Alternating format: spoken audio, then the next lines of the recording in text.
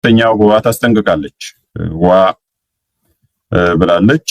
ትሰርዙኝና ትነኩኝና የሚመጣውን መዘዝ፣ ቁጣ፣ እሳት ታዩታላችሁ የሚል ለምርጫ ቦርድም እንዲሁም ደግሞ ለፌደራል መንግስትም አስተላልፏል ትላንትና። ስለዚህ ከዚህ ጋር ተያይዞም የተወሰኑ ነገሮች የህወሓት ቁጣ ከየት የተነሳ ነው?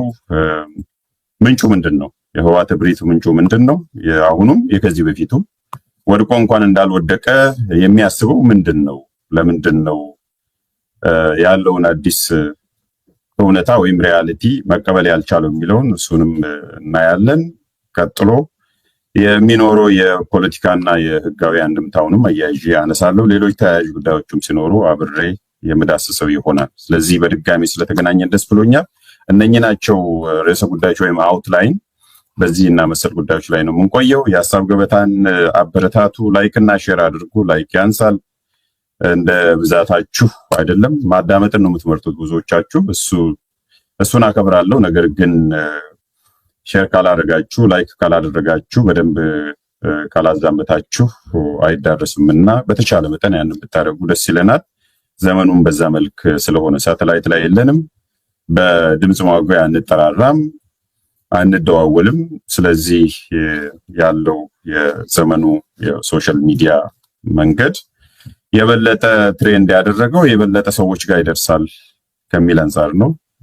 ስለዚህ ያንን እንድታደርጉ ነው። ከዛም በዘለለ የሀሳብ ገበታን ከዚህ በፊትም ስታበረታቱ ቆይታችኋል በግለሰብ ደረጃ። ስለዚህ አሁንም አነሰ በዛ ሳትሉ የሀሳብ ገበታን እንድታበረታቱ እንድታጠናክሩ እንፈልጋለን። በተለይ ወገንተኛ ሳይሆን እንዲቀጥል ከፈለጋችሁ የማንም ተለጣፊ ሳይሆን የማንም ድርጅት፣ ፓርቲ እንዲሁም ደግሞ ስብስብ ስር በምንም ታምር እንዳይወድቅባችሁ ከፈለጋችሁ ኢንክሉዲንግ ፕሮሞሽንም ማለት ነው። ከዚህ በፊት ነግሬያችኋለሁ።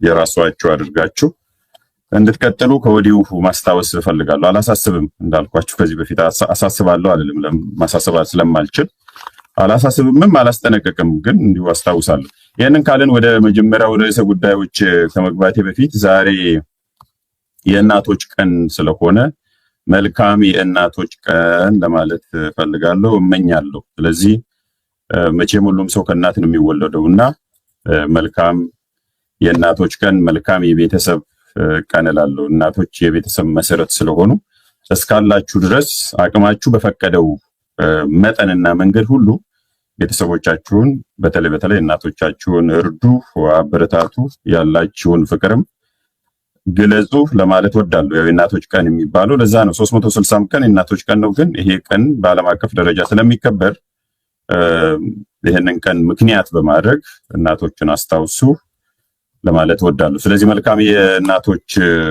ቀን እላለሁ። ከእናትም አልፎ ቤተሰብ ነው ለኔ ቤተሰብ ነው ትልቁ ነገር። ስለዚህ ቤተሰቦቻችሁን የምታስታውሱበት የምትዘክሩበት ቀን ጊዜ ይሁንላችሁ ለማለት ወዳለሁ። ሁለተኛው አንድ ወንድማችን የምናውቀው ታታሪ ወንድማችን ተቸግሯልና እንድትረዱት እየተጠየቀ ነው። እኔም ያንኑ ጥሪ ለማስተጋባት ወዳለሁ። በጣም ጎበዝ ጋዜጠኛ፣ የቪኦ ጋዜጠኛ በድሬዳዋውና አካባቢው ላይ ሲያገለግል የነበረ ልጅ ዛሬ ላይ ችግር ገጥሞታልና እሱን ማስተዋወቁ ወይም ማስታወሱ ጥሩ ነው ብዬ አስባለሁ። በተረፈ እንዴት ናችሁ? እንዴት ከረማችሁ? እንዴት ሰነበታችሁ? ወደ መጀመሪያው ርዕሰ ጉዳይ እንሻገራለን። የሐኪሞች ጥያቄና የመንግስት ምጸት ነው የሚለው። የመንግስት ምን አለ? የትኛው በማን በኩል ነው መልእክቱን ያስተላለፈው ወይም መልስ የሰጠው የሚለውንም እንዳስሳለን። ምን አለ? የመንግስት የሰጠው መልስስ ውሃ ይቋጥራሉ ወይ የሚሉትን ነጥቦችንም እናነሳለን። ስለዚህ ወደ መጀመሪያው ክፍል እንሻገራለን። ላይክ እና ሼር አድርጉ። ከአፍታ ቆይታ በኋላ እንመለሳለን ወደ መጀመሪያው ክፍል። እሺ ተሻግረናል። እንግዲህ የመጀመሪያው ርዕሰ ጉዳይ እንዳልኳችሁ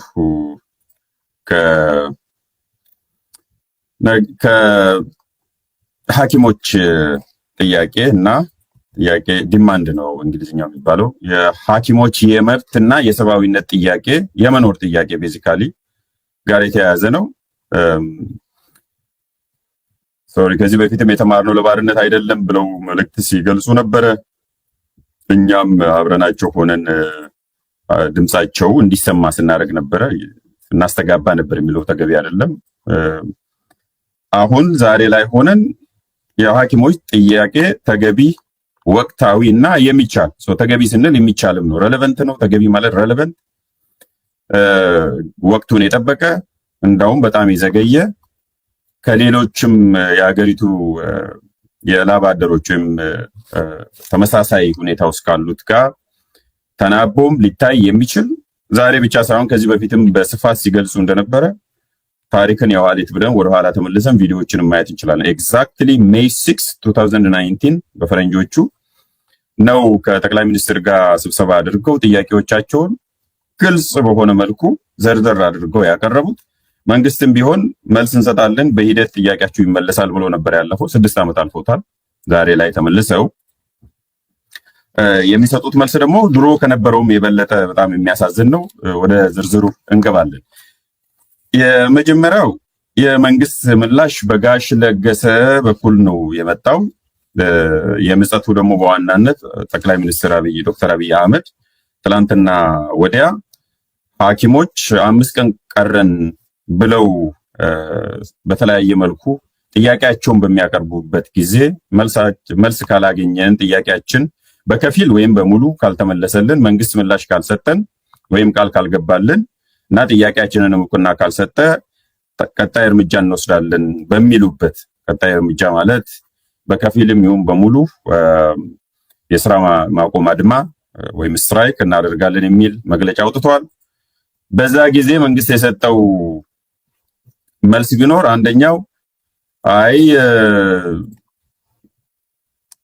ዶክተር ርቦት ሳይሆን የኢትዮጵያ ሕዝብ ሮቦት ነው የሚሻለው። ርዕሱ ላይ እንደምታዩት ዋናው ርዕስ ላይ የርቦትና ሮቦት መካከል ነው ያለ ነው ስፋቱ። እዚህ ጋር አንድ ሰው ርቦት ብለህ አንተ ስታለቅስ፣ አንተ ስታስተጋባ፣ ስትናገር፣ በሌላ መልኩ አይ ሮቦት ነው፣ ርቦት አይደለም፣ ሮቦት ነው የሚያስፈልገን።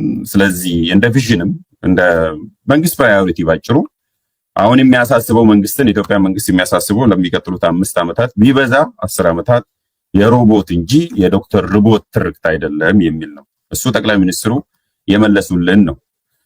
በሌላ መልኩ ደግሞ ኦፊሻሊ በመንግስት በኩል መልስ አግኝተናል። ትላንት ስንጠብቅ ነበረ። በተለያየ መልኩ በፋርሴቡላዎች ማለት አወድሶ አደር ማለት ነው። አውርቶ አደር ብቻ አይደለም፣ አወድሶ አደር በኩል ሰምተናል።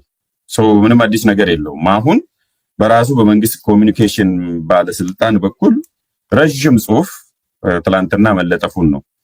ስለዚህ እዛ ላይ ተሞርክዘን ነው አስተያየት የምንሰጠው። ለዛም ምላሽም ተሰጥቷል። ስለዚህ እሱ መነሻችን ይሆናል። መንግስት ነው የሰጠው። በጋሽ ለገሰ በኩል የሚቀርበው አስተያየት የመንግስት አስተያየት ነው። ፈርስት ኦፍ ኦል የመንግስት ኮሚኒኬሽን ሚኒስተር ናቸው። ሁለተኛ ደግሞ ብዙውን ጊዜ እንደዚህ አይነት ነገሮች ሲኖሩ እሳቸው ናቸው የሚመጡት። ዘግይተውም ቢሆን መጥተዋል፣ መልስ ሰጥተውናል።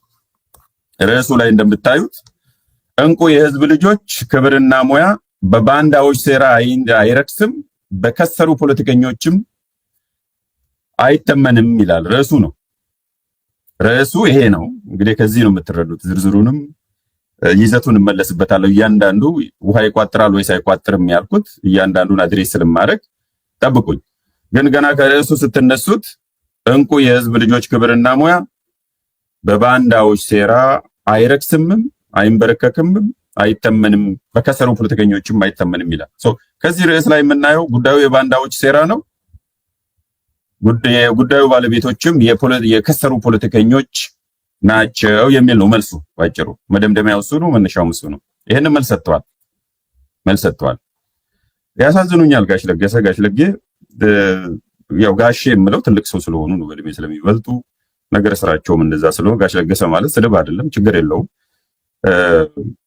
ግን በሌላ መልኩ እንዲህ አይነት ጽሁፎቹን በየጊዜ ከሰዎች ጋር እንዲናከሱ የሚያደርጓቸው ያው የመንግስት ነው፣ የመንግስት ፖሊሲ ነው። መንግስት ፖሊሲን ሲያስፈጽሙ ደግሞ የዲጂታል ዘመን ላይ ነው ያለነው። ፊት ለፊት አምጥተው ያናክሷቸዋል እና በተደጋጋሚ ይለጥፋሉ። ፈራተባ እያሉ እንትን ይላሉና ያሳዝኑኛል ያልኩት ከዚህ አንጻር ነው። ዞሮ ዞሮ መልስ ባለቤቱ መልስ ሰጥቶታል። የባለቤቱንም መልስ እናያለን። ይሄ በዋናነት የተሰጠው ጋሽ ለገሰ መልስ የሰጠው በዋናነት የፖለቲካ ሴረኞችና የከሰሩ ፖለቲከኞች ያሉት አቶ ጀዋር መሐመድ ናቸው። በእኛ ሚዲያም በሀሳብ ገበታም ትላንትና ወዲያ ከሮብ ዕለት ኦልሞስት 3 ቀን በፊት ውይይት አድርገናል። በነገራችን ላይ ፕላትፎርም ነው ፕሮቫይድ የምናደርገው። እኔ በግልጽ ሀሳቤን ሲገልጽ በሶሻል ሚዲያ ላይም ገልጻለሁ፣ ልዩ ፕሮግራምም ሰርቼ ገልጻለሁ። እንግዶችን ሳመጣ ሳከራክር በሶሎ የሚሆን በውይይት ወይም በክርክር ሂደት ፕላትፎርም እንሰጣለን ለየትኛውም። ሸኔም መጥቶ ሀሳቡን ይገልጻል፣ ፋኖ መጥቶ ሀሳቡን ይገልጻል። በውይይት ጊዜ እንግዶች ሌላውን መጥቶ ሀሳቡን ይገልጻል። ችግር የለብንም። እሱ ፕላትፎርም ፕሮቫይድ የምናደርገው። ስለዚህ ነሰሰርሊ እያንዳንዱ 100 ሰዎች መጥተው ሀሳባቸውን በሀሳብ ገበታ ቢገልጹ የገበታ ላይ ማንኛውም ኢትዮጵያዊ መሳተፍ መብትም ስላለው የሞራልም ግዴታ ስላለብን ነው። ከዛ ውጭ ግን ስፔሲፊካሊ የማምንበት ጉዳይ ሲኖር የፖለቲካ ጉዳይ የሚኖር የማህበራዊ ጉዳይም ሲኖር የኢኮኖሚ ጉዳይም ሲኖር ግልጽ በሆነ መልኩ እናስቀምጣለን። ይህንንም ማምታታት አያስፈልግም። ለማንኛውም አቶ ጀዋር መሐመድ አጠር ባለመልኩ ለዚህ ረዥም መግለጫ አጭር መልስ ሰጥተዋል እና እንደዚህ እንደሚከተለው እናያለን። ድምጼ እየተቆራረጠ ነው ያለው። እስቲ ንገሩኝ። ትንሽ እዚህ ጋር እንትን እያለ ነው መሰለኝ። ድምጼ የሚቆራረጥ ከሆነ በየመሃሉ ከታውት የሚያደርግ ከሆነ ንገሩኝ፣ ካልሆነ እቀጥላለሁ። ሰሞኑን እንደዛ እያስቸገረ ነው። ዛሬ የሚሻል ይመስለኛል። ለማንኛውም ኦቦ ጀዋር መልስ ሰጥተዋል፣ ለጋሽ ለገሰ መልስ ሰጥተዋል እና የሰጡት መልስ ደግሞ የሆነ ነገር ኢንተርፌር። እሺ ቬሪ ጉድ እያሱ እናመሰግናለን። ይሄንን መልስ ሰጥተዋል። ይሄንን ሰጥተዋል ኦቦ ጀዋር ጋሽ ለጌ ብለው ነው እሳቸው። አክብሮት ነው እንግዲህ አክብሮት ይሁን መስጠት አላውቅም። ለጋሽ ለጌ በእሳቸው ስም በተለጠፈው ጽሁፍ ልክ መልስ መስጠት ፍትሃዊ አይደለም፣ አይሆንም። እሳቸው በጊዜ በክብር ጡረታ እንዲወጡ ድምፅ እንሆንላቸው፣ ያሳዘናሉ እያለ ነው። ዲግኒፋይድ ኤግዚት ፎር ጋሽ ለጌ ኢልደርስ አቢዩስ ይቁም ይላል። ቻይልድ አቢዩስ ነበር ድሮ የምናውቀውና አሻሽለው ኢልደርስ አቢዩስ መጥቷል። ባይዘው ፖለቲካ ነሰሰርሊ ግምጭና ግጭጭ ባለሙና በጣም ፊትን ክምጭጭ አድርጎ ብቻ አይደለም የሚገለጸው። በጣም ዘንድሮ የዲጂታል ሚዲያውና አርሚውና በጣም የጦዘው የብሔርተኝነት ፖለቲካ ያመጣው ነገር ምንድነው? ሰዎች ዲፕሬስድ ሆነው ነገሮችን እያለሳለሱ እንዳይገልጹ፣ ለምሳሌ በፖለቲካል ሳታይር መልክ ይሄ ፖለቲካል ሳታይር ነው። ሳታይር እንዳይጠቀሙ፣ በሚያዝናና መልክ እንዳይጽፉ። ወረድክ ይለዋል፣ ቀልድ ነው፣ ወረድክ፣ ቆምጨጭ በል ምናምን እና ያው ቆምጨጭ በል ባህላችን ነው። ፖለቲካ የሚሰራው እነ ዜሌንስኪም እነ ሜድቬዴቭ፣ ለምሳሌ የራሻ ጌታቸው ረዳ የሚባላል ዲሚትሪ ሜድቬዴቭ ሄዱና ይዩት። አብዛኞቹን ጽሁፍ የሚጽፈው በፖለቲካል ሳታይር ነው። በመሃል ጦርነት በሳት ውስጥ መሆኑና ፖለቲካ የግድ ግትር አድርጎ ከረባት ብቻ አድርጎ እያስፈራሩና እየተቆጡ ማቅራራት ብቻ አይደለም እና እግረ መንገዱን እችን አጋጣሚ ተጠቅሜ ላስተላልፍ ብዬ ነው። ኦቦ ጀዋርም ሳታይር ተጠቅሞ ነው መልስ የሰጡት። ጋሽ ለገሰ ወይም ጋሽ ለጌ 3 ገጽ የሚሆን የጻፉት፣ ጀዋር ደግሞ ለጌ ያሳዝኑኛል፣ ሳየው ያሳዝነኛል እያለ ነውና ሳያት ታሳዝነኛለች የሚለውን ዘፈን ገልብጦ ሳየው ያሳዝነኛል እያለ ይመስላል። ያው ስክሪኑ ላይ እንዳያችሁት ዋናው መልእክት አቢዩዝ እየተደረጉ ነው። ሽማግሌውን ለምን ነው የምታሰቃዩት? በጡረታ ለምን ተከብሮ አይገለልም? ያለ ፍላጎቱና ያለ እድሜው ለምን እንደዚህ ታሰቃዩታላችሁ? ስቶፕ ኢልደርስ አቢዩዝ የሚል ነውና መልስ ተሰጥቷል። ሰብሰብ ተደርጎ ይሄ አንተ አይደለም፣ የእርሶ አይደለም፣ እርሶ ጋር ምንም ችግር የለብንም፣ ደግሞ አንፈርድም፣ ይገባናል። በተቻለ መጠን ለጋሽ ለጌ ድምፅ እንሁን ነው የሚለው። እሳቸው በጊዜው በክብር ጡረታ እንዲወጡ ድምፅ እንሆንላቸው ነው የሚለው። ዲግኒፋይድ ኤግዚት ያስፈልጋል የሚል ነው። ናው ጋሽ ለጌም መንግስትም በጋሽ ለጌ በኩል ሀሳቡን ገልጿል። ዋናው ተደራሽ ወይም ደግሞ ጋሽ ለጌ የጠሩትም አቤት ብሎ መልስ ሰጥቷል። ባጭሩ አሁን ወደ ራሴ ዝርዝር ጉዳዮች ይገባሉ። በዋናነት የጋሽ ለጌን ጽሁፍ ካየው በኋላ ረጅም ጽሁፍ ማታ ካነበብኩ በኋላ የተረዳሁት ነገር ወደ ዝርዝር ጭብጡ ከመሄድ በፊት ዝርዝር ጭብጡን እያንዳንዱን ዲኮንስትራክት እናደርጋለን። ምንም ችግር የለውም። ምንም ውሃ የሚቋጥርም የለም ያሳፍራልም። አክቹአሊ ግን ምንድነው የተረዳሁት? አንደኛው በአሮጌ አቁፋዳ ላይ ውስጥ ድፍርስ ወይን መጨመራችሁ ዋጋ እያስከፈልን ነው። ሁልጊዜም ቢሆን ዋጋ ያስከፍላል። አሮጌ አቁፋዳ ነው የነበረው ኢህአዲግ ማለት ነው፣ የበሰበሰው ድሪቷም ኢህአዲግ። እሱ ላይ ሌላ የደፈረሰ ወይንም አይደለም፣ አዲስ ወይን አይደለም። ባይዘው ምንም አዲስ ነገር የለውም። ስትራክቸሩ ያረጀ ቡትቶ ነው ወይም ድሪቶ ስትራክቸር ነው። የመጣውም ደግሞ ፍሬሽ ብለድ አይደለም። ጋሽ ለጌ ድሮ የነበሩ ናቸው። ሌሎቹም አብዛኞቹ ለሴይ ከጠቅላይ ሚኒስትር ጀምሮ እስከታች ድረስ የኤንሽንት ሪጂም ወይም የኦልድ የአሮጌ ስርዓት አጋፋሪ የነበሩ ሰዎች ናቸው። ሶ ኢቨን አዲስ ወይን እንኳን ልንል አንችልም። ስትራክቸሩ መዋቅሩ ስትራክቸር ማለት ነው። አሮጌ አቁፋዳ ማለት ስትራክቸር ማለት ነው። መዋቅሩ አሮጌ ነው። የተጨመረው ደግሞ አዲስም አንለውም አሮጌም ነው ልንል አንችልም። ድፍርስ ነው፣ ድፍርስ ወይን ነው እና በአሮጌ አቁፋዳ ላይ ድፍርስ ወይን ሲጨመር የምናየው የፖለቲካ ሁኔታ የምናገኘው ይሄንን የመሰለ ነው። አንደኛው እሱን የተረዳሁት። ምንም አዲስ ነገር አይማሩም። ስድብ አዲስ ነገር አይማሩም። ፖለቲካ አዲስ ስታይል አይጠቀሙም። ማህበራዊ ሚዲያ በደንብ ተስፋፍቶ ብዙ የሚከፈላቸው ፋርሴቡላዎች በየቦታው ከማሰማራታቸው ውጪ ሂውመን ቦትስ በየቦታ የሚዲያ ሚሊሻ አድርጎ እና ተናካሽ ውሾችን ከመበተን ውጪ መንግስት ብቻ አይደለም፣ ሁሉም የራሱ ተናካሽ ውሻ አለው። አዲስ የፖለቲካ ፍልስፍና አካሄድ ስትራቴጂ የለም። ድሮ የሚጠቀሙትን ነው የሚጠቀሙት፣ ድሮ የለመዷትን ነው የሚጠቀሙት እና ያሳፍረኝ እሱ ነው። ቢያንስ ሰው የተሻለ ስታይል የተለየ አካሄድ አይጠቀምም እንደ ቃላት እንኳን ባንዳ፣ የውጪ ተላላኪ፣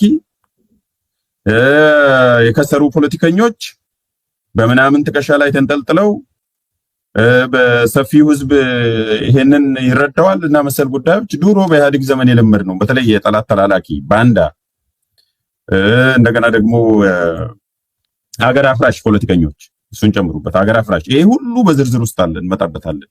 ከርዕሱ ላይ ግን ገና የምትረዱት ከመልሱ ላይ የምትረዱት በአሮጌ አኩፋዳ ውስጥ የደፈረሰ ወይን ቢጨመር ምንም የተሻለ የተለየ ነገር አይመጣም። የበለጠ እየደፈረሰ የበለጠ ግራ እያጋባ የሚሄድ ፖለቲካ ነውና አንዱ እሱን ነው የምትረዱት። ምንም አዲስ ነገር የጨመሩት ነገር የለም። ኢህአዴግ ድሮ ጸረ ልማት ሲላቸው የነበረ አገር አፍራሽ ተላላኪ ባንዳዎች፣ ኢህአዴግ እንደውም ብዙ ባንዳ አይጠቀምም። ይሄኛው መንግስት ደግሞ ባንዳና እዳና ምንዳ ይወዳል። እነኚህ ሶስቱ ነገሮችና ባንዳ እና መሰል ጉዳዮችን ይጠቀማል። አንደኛው የተረዳሁት እሱ ነው ባጭሩ።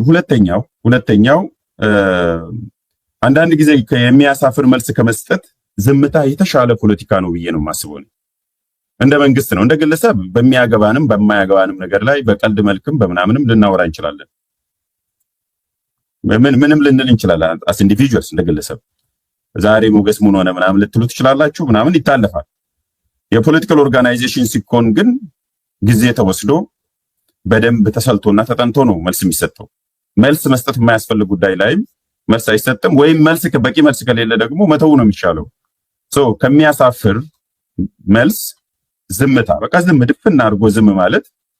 ዝምታ ስላችሁ በመግለጫ መልክ በማህበራዊ ሚዲያ ላይ የሚሰጡትን አይነት ነገሮች ማለት ነው። ሌሎች መልሶች ይኖራሉ በተለያየ መልኩ። በስብሰባ መልስ ልታረግ ትችላለህ፣ በደብዳቤ መልስ ሊሰጥ ይችላል፣ ሰብስቦ መልሳቸውን ጥያቄያቸውን ሊያወያይ ይችላል፣ የፖሊሲ እርምጃ ሊወስድ ይችላል፣ አዋጅ ሊያሻሽል ይችላል። እሱ መልስ ነው ራሱን የቻለ ሌላ። እኔ እያወራው ያለሁት የመግለጫን ነው። ማህበራዊ ሚዲያም ይሁን በሌላ መልኩ የሚሰጡ መግለጫዎች በቃ when there is no answer at all አይ ዶንት ኖ ኢዝ ዘ ቤስት አንሰር እንደሚሉት ማለት በቃ አላቅም ኢዝ ዘ ቤስት አንሰር። ምንም መልስ ከሌለ የማይሆን ነገር ውስጥ ገብቶ ራስንም መንግስትንንም ከማሰደብ ዝምታ ወርቅ ብቻም ሳይሆን ዝምታ በቃ በጣም የተሻለ ፖለቲካ ነው የሚሆነው። ሁለተኛው የተረዳሁት እሱን ነው። ሶስተኛው በደፈናው ማለት ነው። ሶስተኛው ተደራሾችን መናቅ ደግሞ በጣም የሚገርም ነው። ተደራሽ ማለት ኦዲየንስ ማለት ነው። ተደራሽ ማለት ኦዲየንስ። ይሄ ነገር የተጻፈው ለዶክተሮች ነው በዋናነት። እግረ መንገዱን ደግሞ ነው መልስ የተሰጣቸው የፖለቲካ ነጋዴዎች እና የከሰሩ ፖለቲከኞች እንጂ ዋናው ተደራሽ የኢትዮጵያ ሕዝብና በዋናነት ደግሞ ዶክተሮች ናቸው። ጥያቄ እየሰሩ ዶክተር የሕክምና ባለሙያዎች ናቸው ጥያቄ የጠየቁት። ለነሱ ነው ተደራሽ ኦዲየንስ፣ ፕራይመሪ ኦዲየንስ እነኛ ናቸው። ጥያቄያቸውን ያቀረቡ ሰዎች ናቸው። መልስም ሲሰጥ እነሱን ታሳቢ ተደርጎ ነው። ያንን መልስ ሲሰጥ ጋሽ ለገሰ የሚከተለውን ተጠቅሟል። ሶስተኛ የሚያስብ አይምሮ የሌላቸው ብሎ ነው የገለጻቸው ሕክምና ባለሙያዎች። ሊትራሊ እንደዛ ብሎ ነው የጠቀሰው። አይ አላልኩም ካሉ ይሄው አሁንም አላነሱትም አለ የመጀመሪያው ፓራግራፍ ላይ ይሄው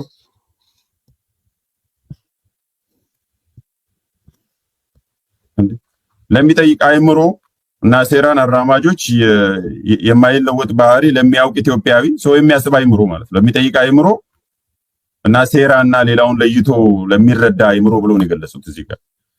አንድ ስለነማን ነው የሚያወራው? ሕክምና ባለሙያዎች። ሕክምና ባለሙያዎች ከሚታወቁበት ከማይታሙበት ነገሮች ውስጥ አንዱ ምንድነው? ፖለቲከኛ አይደሉም ኦፍ ኮርስ፣ ግን የሚያስብ አይምሮ፣ የሚያገናዝብ አይምሮ፣ የሚጠይቅ አይምሮ ከተባለ እንደ ሕክምና ባለሙያ ባለምጡቅ አይምሮ እንዳውም ከተማረው ህዝብ ማህበረሰብ ውስጥ ቶፕ 5 አሁን በጣም 5 ሆነ መሰለኝ ቶፕ 1 and 2% የሆኑ ሰዎች ናቸው የሕክምና ሰዎች። የሕክምና ባለሙያ ያው ዶክተር በተደጋጋሚ የምንለው ትልቁ እሱ ስለሆነ ነው የሕክምና ሙያ ውስጥ።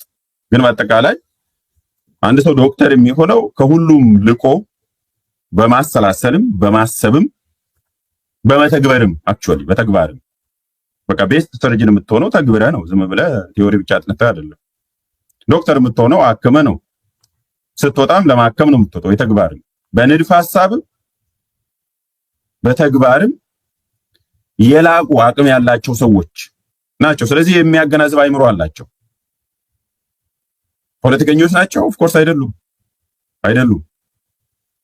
ስለሌላው ህዝብ እያወራ ከሆነ ስለሌላው ህዝብ ልትናገር ትችላለህ። ግን ስለ ዶክተር እያወራ ዶክተሮችን እየናክ የሚያስብ አይምሮ የሌለው ብሎ ዶክተሮችን መግለጽ የሕክምና ባለሙያዎችን መግለጽ ከሀገሪቱ 1% ወይ ምናልባት በጣም ካሰፋ ነው 5% ውስጥ ከተማረው ውስጥ 5% ማህበረሰብ ውስጥ ቶፕ 5% የሆኑትን ሰዎች ማሰብና ማገናዘብ የተሳነው ብሎ መግለጽ ሬክለስ ብቻ ሳይሆን ይሄ ጤነኝነትም አይመስለኝም። ቃላት ሰው ሲጽፍ ለማን ነው የምጽፈው? በምን መልኩ ነው የምገልጸው? ባልገልጽስ ብሎ ኤዲት እያደረጉ ወይ ሲደክማቸው ባይጽፉ፣ እሳቸው ካልጻፉም ደግሞ ይሄንን ጽፈው የሚልኩ የሚያሰራጩት ሰዎች እያሰቡ ምክንያቱም ህዝብን እየናቁን፣ አንደኛ ዶክተሮችን እየናቁን፣ ሌላውም ህዝብ ቢሆን እኔን ጨምሮ ማንኛውም አቨሬጅ ሰው የሚያገናዝብ አይምሮ አለው። የሚያገናዝብ አይምሮ ስለሌላችሁ ነው ብሎ ንግግርና ጽሁፍ መጀመር ከዚህ በፊትም ኢህአዴግ አንድ የሚታወቅበት ህዝብን በመናቅ ነው። በጣም አንዳንዴ እንደውም ከፍ ብሎ እኮ ለዚህ ህዝብ እንዲህ አይነት የሚዲያ ፍሪደም አያስፈልገውም አጋር የሆኑት አጋር የተደረጉት እኮ ንቃት ህሊናቸው ገና ናሽናል ኮንሽስነሳቸው በጣም ብዙም ከሚነዱት ከብቶች ስለማይለይ ከፍ ሲሉ ነው ወደ ኢህአዴግ የሚቀላቀሉት ሲሉ የነበሩ ሰዎች ናቸው።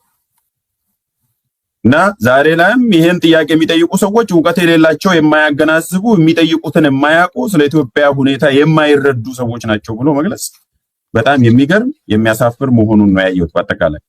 ከዛ ወደ ዝርዝር ጉዳዮች እንግባና በይዘት ደረጃ የተወሰኑ አንድ ሶስት ጭብጦችን ወይም ርዕሰ ጉዳዮችን ያነሱ ወይም መከራከሪያ እሱ ነው የሚሻለው። 3 መከራከሪያዎችን ያነሱት። አንደኛው ርዕሱ ላይ ያለው ነው የከሰሩ ፖለቲከኞች ብሎ የሚገልጻቸው ሰዎች አሉ።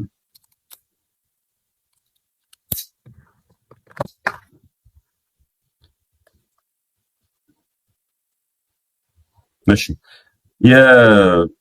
የከሰሩ ፖለቲከኞች ብሎ ይገልጻል ጋሽ ለጌ። ያው ጋሽ ለጌ መንግስት የከሰሩ ፖለቲከኞች ነው ይሄንን የሚያራምዱት ይላል። ሰው የኔ መልስና በጣም ቤዚክ የሚሆነው የከሰሩ ፖለቲከኞች ከሆነ ምን አስጨነቀውት? ምን አስጨነቃችሁ? በቃ የማይረቡ ከሆነ የከሰሩ ከሆነ ምንም ለውጥ የማያመጡ የትም የማይደርሱ ከሆነ ለምንድን ነው መልስ የሚሰጠው? ለከሰረ ሰው ወይም ስብስብ ወይም ቡድን ይሄን ያህል መጨነቅ ለምን አስፈለገ?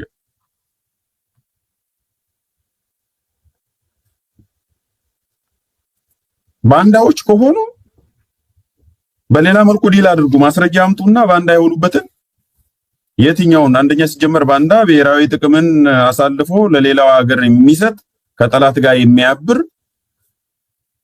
የኢትዮጵያን ብሔራዊ ጥቅም የሚጎዳ በዋናነት ከሴኩሪቲ ጋር ተያይዞ ነው የሚጎዳ ማለት ነው። ባንዳ ማለት መጀመሪያ ገብቷቸው ከሆነ ወይም በደንብ ከተረዱ የመጀመሪያው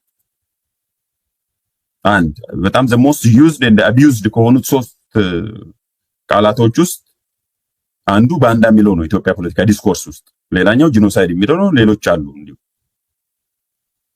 the most used and abused ሰው ምንም ይሁን በቃ እሺ እነኚህ ሰዎች የከሰሩ ናቸው አለ።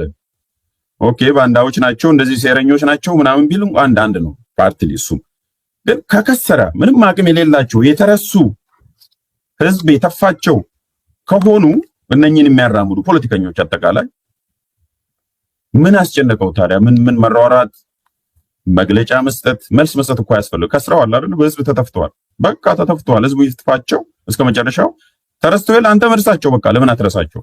ምንም አቅም የላቸውም። ከስረዋል። የከሰረ ነገር መልሶ አያንሰራራማ። ንግድ ከሆነ በሌላ መልኩ አዲስ ንግድ ትከፍትና ትርፋማ ትሆናለህ። አንዴ ከስረ ለዘላለም በዛው አጠፋም። ቢዝነስን ትቀይራለህ። የንግድ አይነትና ሁኔታውን ቦታውን ቀይረ በአዲስ መልክ ልትመጣ ትችላለህ። አዲስ with new goods and services።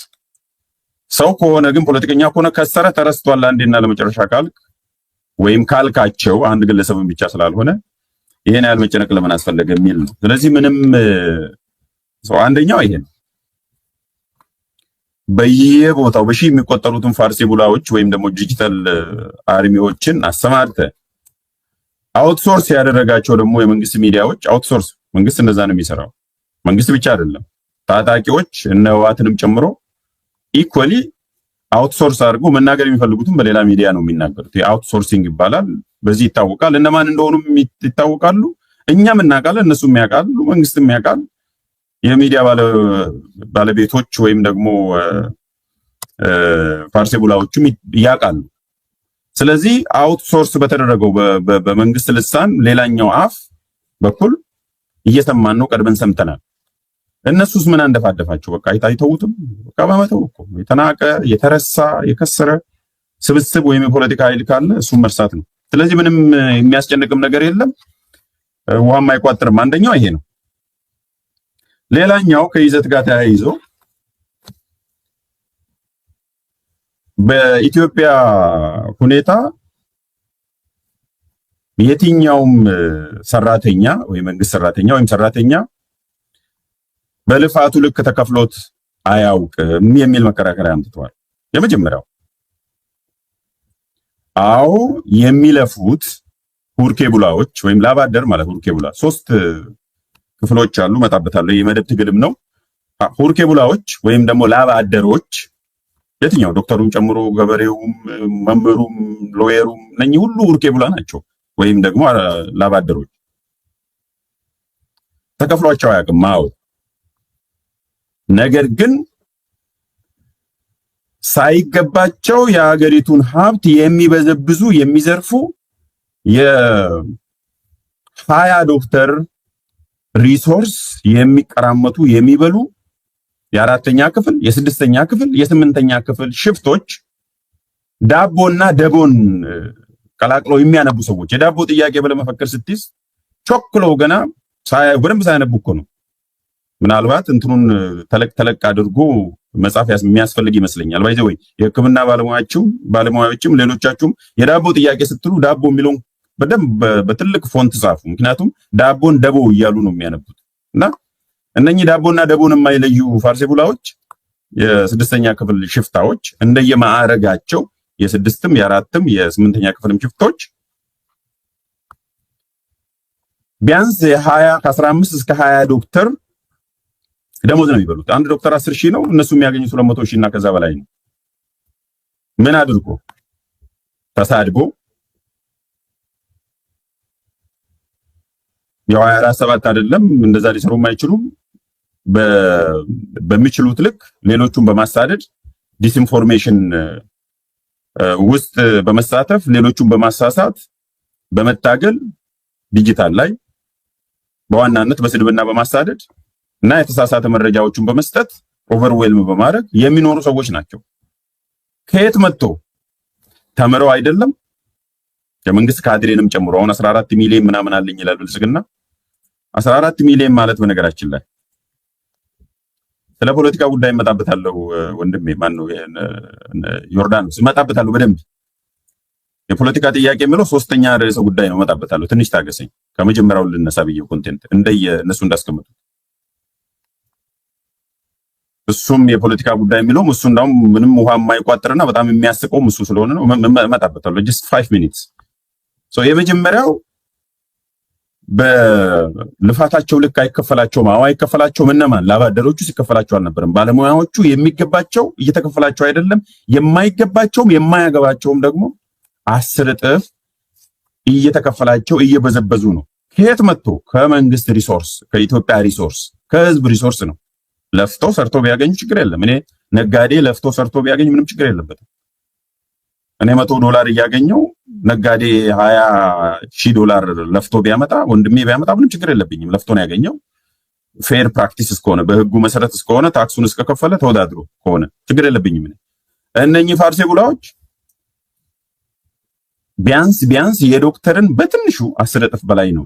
ምን አድርገው? ቁጭ ብለው ሌሎቹን እያሳደዱ መንግስትን እያወደሱ በመኖር አንድ። ሁለተኛ የመንግስት ካድሬ ከላይ እስከታች ድረስ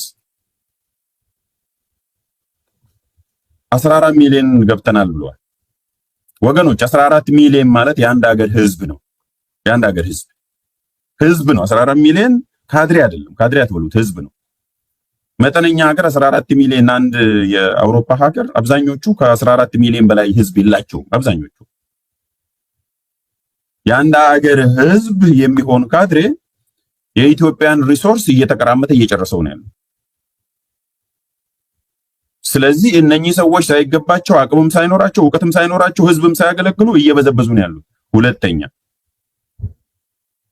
ሶስተኛ መንግስት ሀብት ባይኖረው ገንዘብ ባይኖረው ቢቸግረው በዕዳና በብድር ወገቡ ቢጎብጥ which is true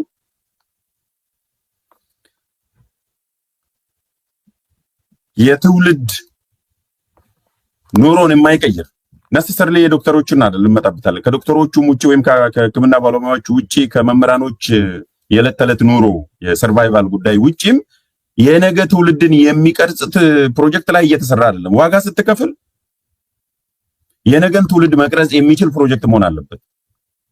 ቤተ መንግስት አይደለም ትውልድን የሚቀርጸው።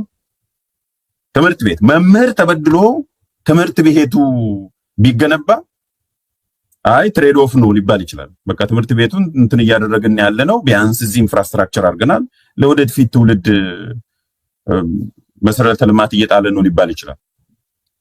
ሐኪሞች ጋር ለእናንተ ከምንጨምር ይልቅ ደሞዝ ከምንጨምር ይልቅ አሁን እንደ ፕራዮሪቲ ያየነው ሆስፒታሎችን ማዘመን ነው ማስፋፋት ነው ቢባል ቢያንስ እንደ ክርክር ሊቀርብ ይችላል። እዛው ጎን ለጎን ስለሆነ ተመሳሳይ ሴክተር ነው። ህክምናን እያሻሻሉ ነው፣ መሰረተ ልማትን ነው እየጣሉ ያሉት። ስለዚህ ለሚቀጥለው ትውልድ ለተማሪውም ይሆናል፣ ለህክምናውም ቢያንስ ልጁ ቢራብ እናቱ በወሊድ አትሞትም፣ እንደፈለገ የህክምና አክሰስ ታገኛለች። ትሬድ ኦፍ ይኖራል። አንዱ ይጣጣል ሳይሆን ቢያንስ እንዲሁ ልታሳይ ትችላለህ። መንግስት ላለፉት 7 ዓመታት ወጪውን ያወጣው ቶፕ 3 ፕሮጀክቶች ቢባሉ ምንድነው? አንደኛ ጦርነት ነው። ለጦርነት ሲሆን ገንዘብ አያጣም። ወታደርን ለማሰልጠን መሳሪያ ለመግዛት ዘመናዊ ድሮንንም ጨምሮ እሱን ደግሞ የምንጠቀመው ከጎረቤት ሀገር ጋር ተጣልተን አይደለም፣ እርስ በርሳችን ነው። ከጥይት የተረፈውን ረሃብ እየፈጀው ነው፣ ረሃብ እየጨረሰው ነው ያለው። ስለዚህ ጤፍ መግዣ የለም፣ ግን ድሮን መግዣ አለ። አንድ ዶክተር አንድ ኩንታል ጤፍ መግዛት አይችልም።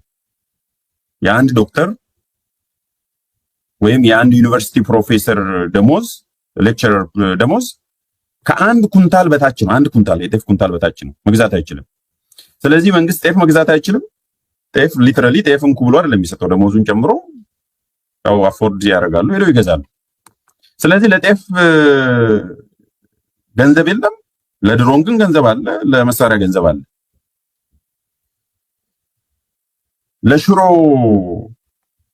ወይም ለዳቦ ገንዘብ የለም፣ ለቤተ መንግስት ግን ገንዘብ አለ።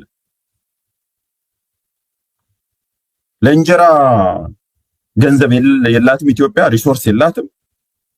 ለፓርክ ግን ገንዘብ አላት።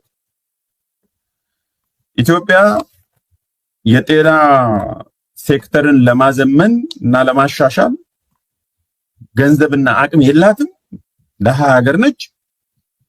ነገር ግን ኮሪደር ልማት ስትሰራ በብዙ ትሪሊዮን እና ቢሊዮን ብር ስትሰራ ገንዘብ አላት። እቺ ኢትዮጵያ ነች። የተለያየ ኢትዮጵያ እኮ አንድ ኢትዮጵያ ለሚያስተዳድሩት ወይም የተለያየ ኢትዮጵያ ካልሆነ በስተቀር።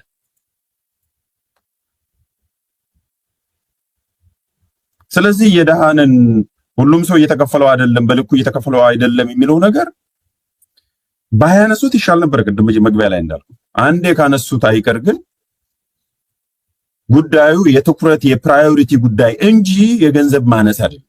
ሪቻናል ማለት ኦሪየንቴሽን አለው። ለምሳሌ 2-3 ፓርቲ ቢኖረን ኖሮ የሚያደርጉ ቀጥዬ የምመጣበት አንዱ የሚያደርገው ምንድን ነው? እኔ ብመረጥ ፓርክ አይደለም የምገነባላችሁ፣ ለአሁን ጤናን አዘምናለሁ፣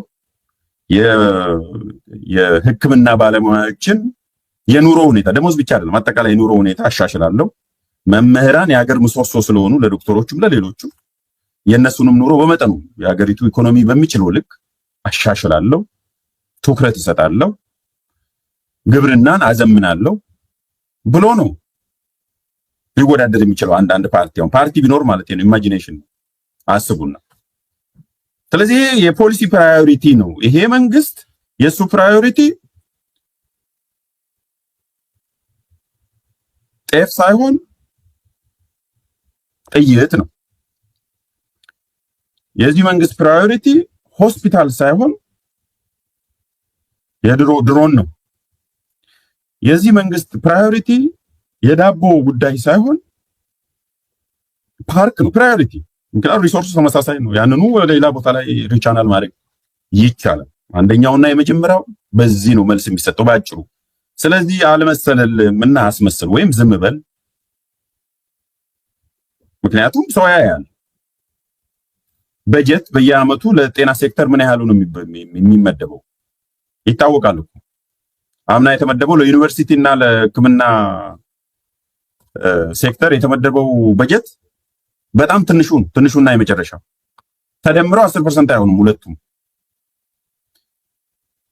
የፐብሊክ ሰርቪስ ደሞዝ ትልቁን የምከፍለው አፍሪካ ላይ ደቡብ አፍሪካ ነች 16%።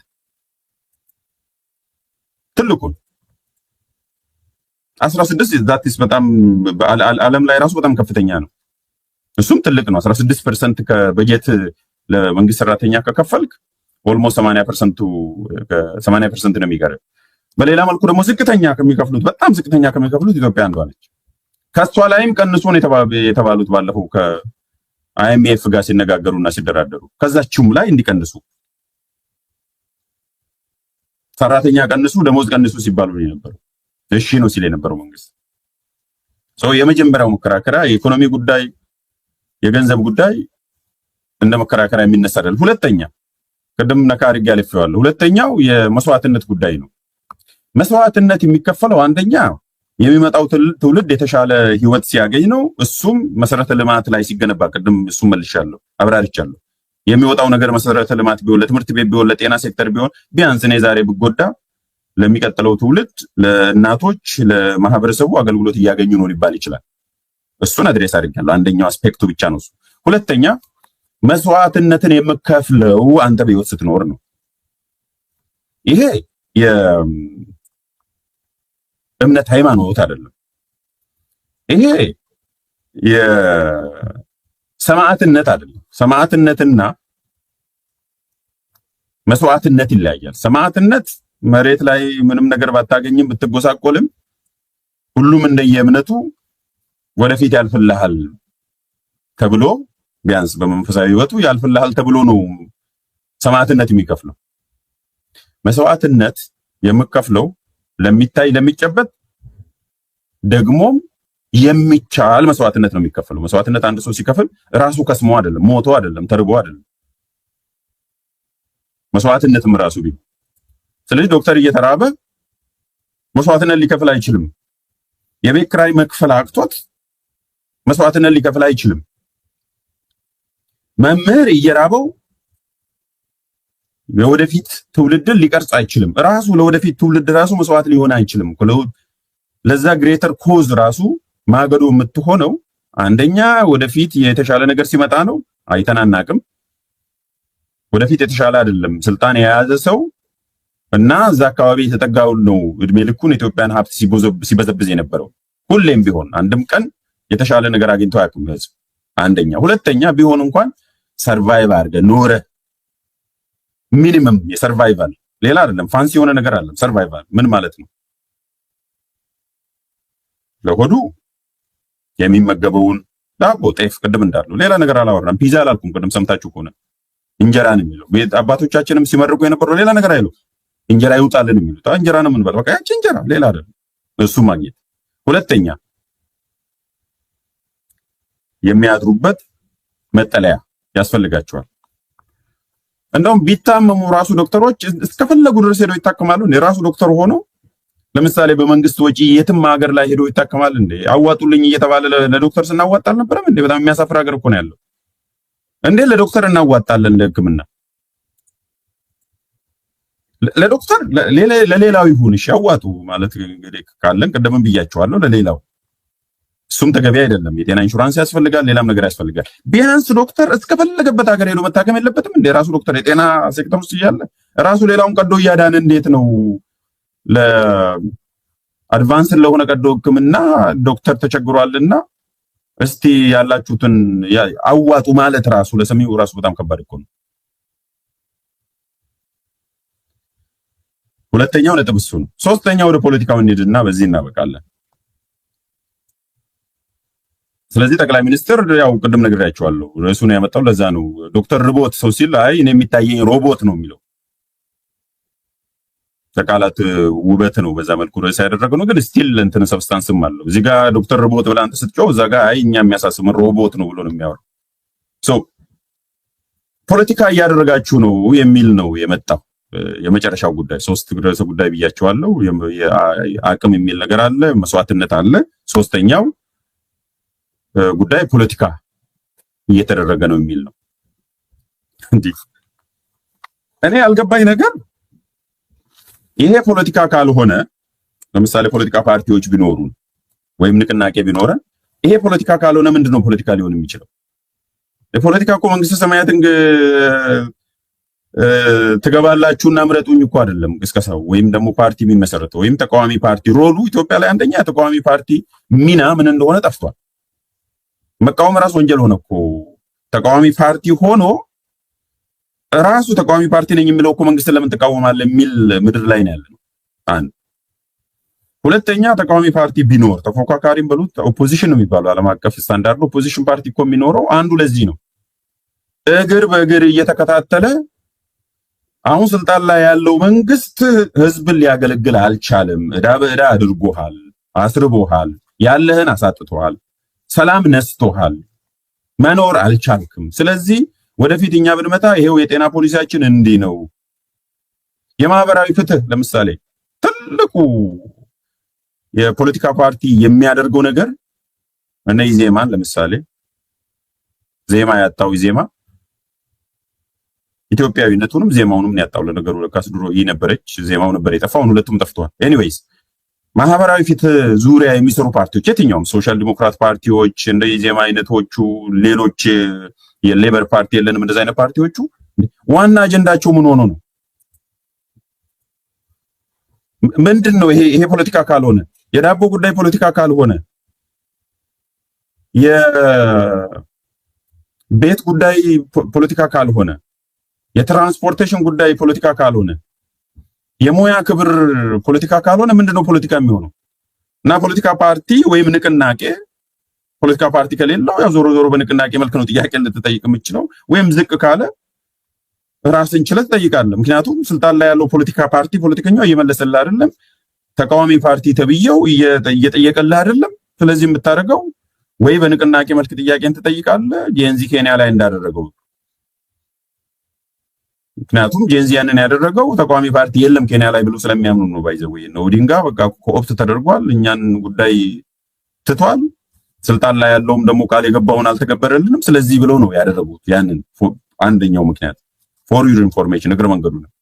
ካልሆነ ደግሞ የጤና ባለሙያዎች ራሳቸውን ችለው በአሶሲዬሽናቸው እና በተለያየ መልኩ ጥያቄያቸው እንዲሰማ ያደርጋሉ። እሱን ሲያደርጉ የነበረው እንደ ሚዲያም እኛም የምንዘግበው እሱን ነው። ተገቢ ጥያቄ ነው፣ ተገቢ ወቅታዊ፣ እንደውም የረፈደበት በጣም የቆየበት እና የፖለቲካ ፓርቲ ወይም ደግሞ ንቅናቄ ፖለቲሳይዝ ቢያደርግ ፖለቲካ ቢያደርግ ከዚህ ውጪ የተሻለ ሌላ ፖለቲካ ምንድን ነው ታዲያ? ለምን ነው የሚቋቋመው ፖለቲካ ፓርቲ? መንግስተ ሰማያት ቀርባለችና ንስሐ ግቡ ብሎ ሊሰብክ ነው ፖለቲካ ፓርቲ ወይም የፖለቲካ ቡድን ወይም ፖለቲከኛ የሚያደርገው ምንድን ነው ሊያደርግ የሚችለው? ያው የባንዳ ተላላኪ ምናምን የሚለውን ቅድም አድሬስ ስላደረግን ነው የተውኩት። ምን ፖለቲካ አታድርጉት የሚባለው ምንድነው? ፖለቲካ ራሱ ፖለቲካ ማለት የህዝብ ህይወት እንዲሻሻል ማድረግ አይደለም። በተለያየ መልኩ የሚገለጸው ደህንነት፣ ኢኮኖሚ፣ ማህበራዊ ግንኙነቱና ህይወቱ፣ የውጭ ግንኙነት፣ በአጠቃላይ የሀገር ክብርና እድገትና መሰል ጉዳዮች እኮ ናቸው ፖለቲካ ማለት። ፖለቲካ ምንድነው ሌላ? ፖለቲካ ፓርቲ ቢኖር በአጭሩ ይሄንን እንዳውም ትልቅ አጀንዳ አድርጎ ሰልፍ ይጠራ ነበረ። ሰልፍ ጠርቶ የጤና ባለሙያዎቹን ከኋላ አድርጎ ፖለቲካ ፓርቲ ቢኖር የጤና ባለሙያ ከኋላ አድርጎ ሰልፍ ጠርቶ አንደኛ ፖለቲካ ፓርቲ ቢኖረን፣ ሁለተኛ ደግሞ የአትሞስፌር ቢኖር ወይ ፖለቲካ ኢትዮጵያ ላይ ቢጀመር ትልቅ እኮ ማለት ከተማውን የሚያንቀጠቅጥ ሰልፍ የሚያስደርግ ጉዳይ እኮ ይሄ ነው። እና ፖለቲካ እየሰራ በፖለቲካ መንግስት ሆነ ሌሎቹ የፖለቲካ አጀንዳ አድርገው ቢያነሱት እንደውም ይፈራ ተባ እያሉ ነው እንጂ በግልጽ ቋንቋ እኔ ወደ ስልጣን ብመጣ ምርጫ ቢኖር ወይም ወደ የሚቀጥለው ምርጫ ላይ ብመጣ ይሄንን አድሬስ አደርጋለሁ ድምፅን ስጠኝ የሚልበትን። አሁን ምርጫ ቀስቀሳ አልተጀመረም፣ ግን ኢንዳይሬክትሊ ይሄን አደርጋለሁ ለአንተ ለወደፊቱ ቢል እንደውም ተኝተሃል ምን እያደረግክ ነው የሚባለው እንጂ አይ ይሄ ፖለቲካ ነውና እንደ ፖለቲሳይዝ ያደርጋል ሌላው ይባላል። የጤና ባለሙያዎች ራሳቸው መንግስትን እንገለብጣለን አላሉም፣ በኃይል ስልጣንም ይገባናል አላሉም። ስለነሱ ከተወራ እነሱ ጥያቄያቸውን ያቀረቡት ጥያቄያቸውን ሲያቀርቡ ተገቢ ጥያቄ ነው ሳይታመንበት። ለምሳሌ እኔ ሳላምንበት ምንም ነገር ላስተጋባ አልችልም። በተቻለ መጠን ሚዛናዊ ሆኜ ነው የምንቀሳቀሰው። በተቻለኝ መጠን ነገሮቹን በደንብ አይቼ ነው። ስለዚህ ከውስጥም ደውዬ ከስንት ሰው ጋር ካጣራው በኋላ ነው የመጀመሪያ ቀን ራሱ ከ5 ቀን በኋላ የዘገቡት። ተገቢ ነው። ኢኮኖሚ ደግሞ አሁን ነገ ጠዋት ኢትዮጵያ ኢኮኖሚ አድርጎ ምናምን ብሎ ይመጣሉ ራሳቸው። ጋሽ ለጊያውን ይለጠፋል ነገ ጠብቁ። ኢትዮጵያ አቅም ስለሌላት ነው። ሶማሊያ ከኢትዮጵያ የተሻለ ጂዲፒ ኖሯት ነው የከፈለችው። የኤርትራ፣ የዩጋንዳ፣ የደቡብ ሱዳን ከኢትዮጵያ የተሻለ ኢኮኖሚ ኖራቸው ነው የከፈሉት ነው። እነሱ የነገ ትውልድ መገንባት ስለማይፈልጉ መስዋዕትነት ስላልገባቸው የሀገር ግንባታ ትርጉም ስለማያውቁ የሀብት ክፍፍል ምን እንደሆነ ስላልተረዱ። ለማንኛውም እንዲህ አይነት መግለጫ ከማውጣት በፊት አንደኛ ቢታሰብበት በደንብ ቢያስብ፣ መንግስት ለራሱ ብሎ ቢያስብ። ሁለተኛ ደግሞ መግለጫ ማውጣት ካልቀረና መልስ መስጠት ካልቀረ ተደራጅታችሁ የሚመስል ነገር ቢያንስ ዛሬ ላይ እንኳን the tried and failed ቋንቋን ባንዳ ሀገር አፍራሽ ተላላኪ የባንዳነት ስራ መጀመሪያ ዲፋይን አድርጉት። የኢትዮጵያን ጥቅም ከሆነ ቡድን ጋር ሆኜ ኢትዮጵያን አፈርሳለሁ፣ ይሄን መንግስት ገለብጣለሁ። መንግስትም መገልበጥ ባይዝ ባንዳነት አይደለም፣ እሱ ሌላ ትርጉም አለው። ውስጥ ኮንክ ትሪዝን ነው የሚባለው። ከዛ ውጭም ደግሞ ዝቅ ሲል በሚሊተሪ ከሆነም ሌላ ትርጉም አለው፣ እሱም ባንዳ አይደለም። ሌላ ራሱ የሚቀጣበት የህግም ፍልስፍና አለው። ሌላ ራሱን ይቻላል። በአንዳነት ከሌላ ሀገር ጋር ሆኖ አገርን መጉዳት ነው። ኦኬ የጤና ባለሙያ ደሞዝ አነሳቸው ይጨመርላቸው ማለት በየትኛውም እኩል ባንዳ እንደሆነ አስረዱና ከዛ የዘለለ ደግሞ ሀገር የማፍረስ ድርጊት የተጨበጠ ነገር ካገኛችሁ እኔም መጥቼ ሪፖርት አደርጋለሁ ወይ ይሄው ብላችሁ እንደዚህ ያሳዩ አምጡ። እንደውም ለኛ አታሳዩ፣ እርምጃ ውሰዱ። እዛ ምን ችግር አለው? ብሔራዊ ደህንነት አለ አይደል? አጣሩና እርምጃ ውሰዱ። እኛም ያኔ ቆመን እንደው እንደግፋለን፣ እናጨበጭባለን። ይሄው ባንዳ ተያዘ ይሄን ሲያደርግ ብላችሁ ማስረጃ አምጡ። ፍርድ ቤትም አለ አይደል? ፍርድ ቤት። ከዛ ካልሆነስ እንደዚያው በሚዲያ እንደለመዳችሁት ይሄ ከግብጽ ጋር እንደዚህ ሲያደርግ ይሄን ሲያደርግ መሳሪያ ሲያቀብል ወይንም ደግሞ መንግስትን በኃይል ለመገልበጥ እንዲህ ሲሞክር ምናምን ብላችሁ አድርጉ በተግባር። ከዛ ውጪ አሮጌ አቆፋዳ ውስጥ የበሰበሰ ወይን እየጨመራችሁ አታሰልቹ። በጣም ነው የሚያስጠላው፣ በጣም ነው የሚያሰለችው። አትሊስት ዘ ሊስት አይ ዋዝ ኤክስፔክቲንግ ይሄንን ቃል ይጠቀማሉ ብዬ አላሰብኩም። ቢያንስ በዚህ ከሕክምና ባለሙያዎች ጥያቄ ጋር ይጠነቀቃሉ ብዬ አስቤ ነበረ። እንዲህ አይነት ቃላት እንዲህ አይነት አገላለጽ ይጠቀማሉ ብዬ አላሰብኩም። ለማንኛውም ዶክተር ርቦታል።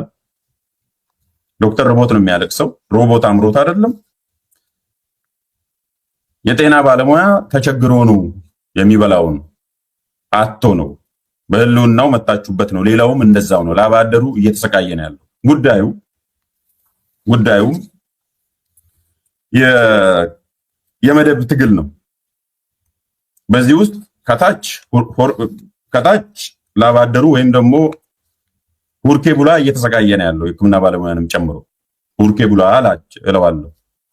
መሀል ላይ ደግሞ አሉ ያስቸገሩት ኢንተርሚዲየሪ የሆኑ ፍራንስ ፋኖን ፔቲ ቡርዣ የሚላቸው ጉድ ፎር ነቲንግ ምን እንደሆነ የማያውቁ ከመጣ ጋር ሁሉ የሚያጨበጭቡ እነኚህ ፋርሴ ቡላዎች ደግሞ አሉ።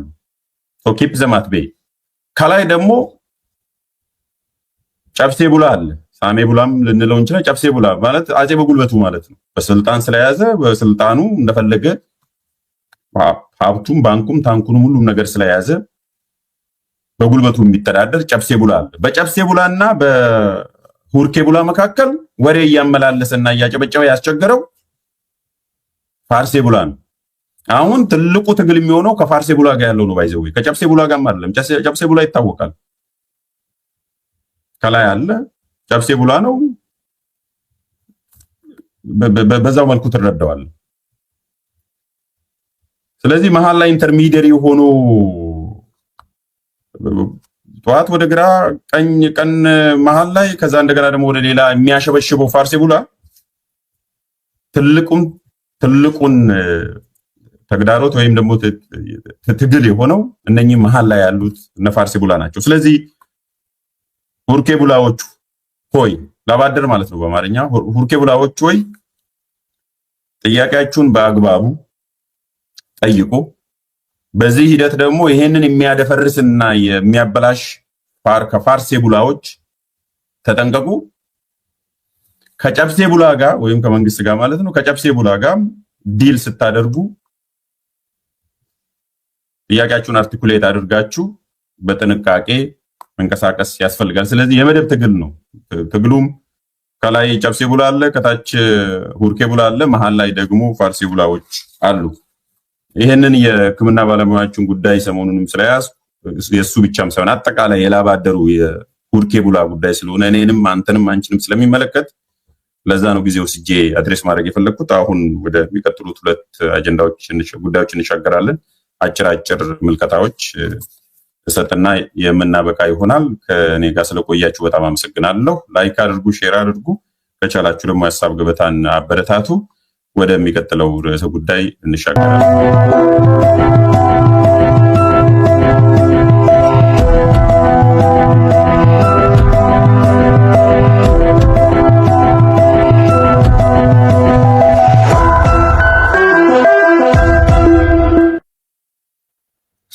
እሺ ሁለተኛው ጉዳይ እና አጫጭር ምልከታን የምሰጠው የፋኖ አንዱ የፋኖ ክፍል ሰብሰብ ብሎ አራቱ የፋኖ አደረጃጀቶች ወይም ባለፈው የአፋሃድ የሎጎ አደረጃጀቶች ብሎ ከሳምንት በፊት የገለጻቸው ከ10 ቀን በፊት የገለጻቸው ተሰብስበው የሎጎ አደረጃጀት አይደለንም አፋብህ ወይም አማራ ፋኖ ብሔራዊ ኃይል ብሔራዊን ይወዳሉ። ብአዴን ብሔራዊ ያለው፣ አብን ብሔራዊ ያለው፣ ይሄን ብሔራዊ ያለው የቀራቸው ንቅናቄ ብቻ ነው። ባይዘው በእግረ መንገዱ ስለ ስም ስናወራ ከስም እንድንጀምር እቺም ብሔራዊ በጣም ነው የሚወዷት።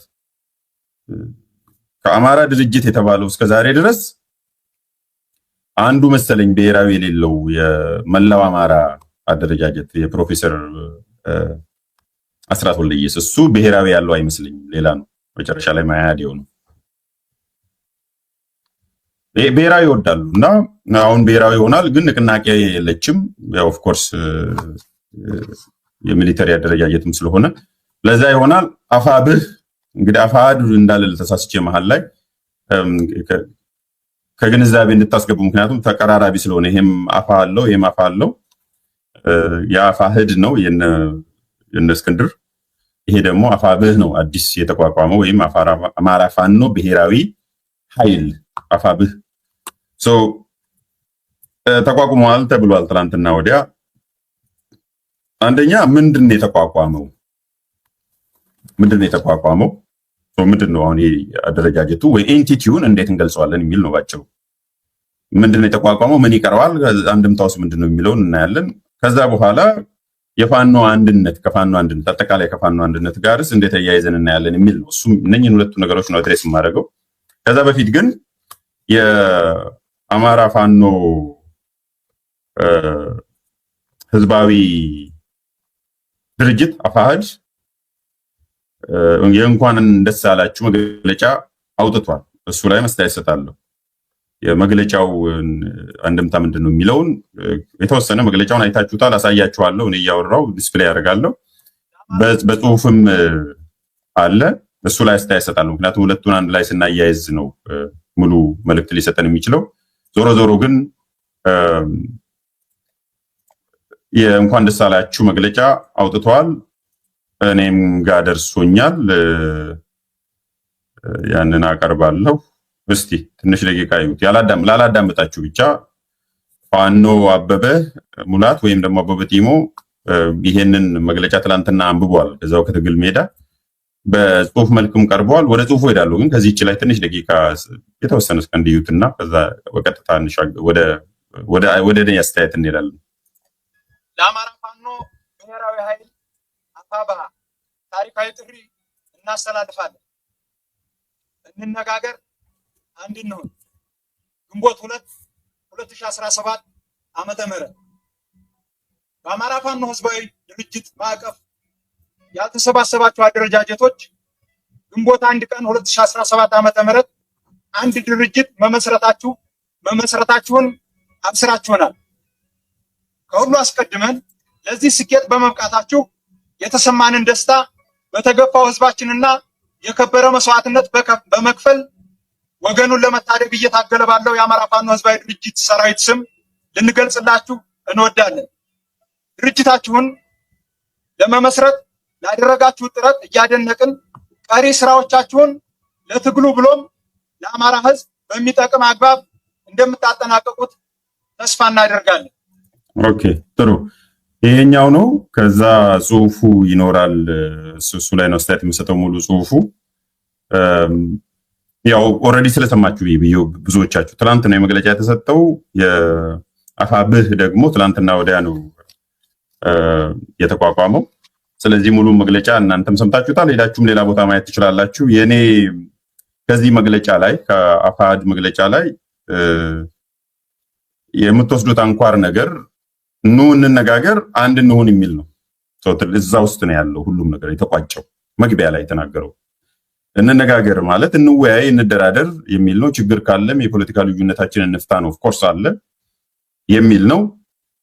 በግርድፉ ነው እየተናገርኩ ያለሁት። ዳይሴክት አደርገዋለሁ።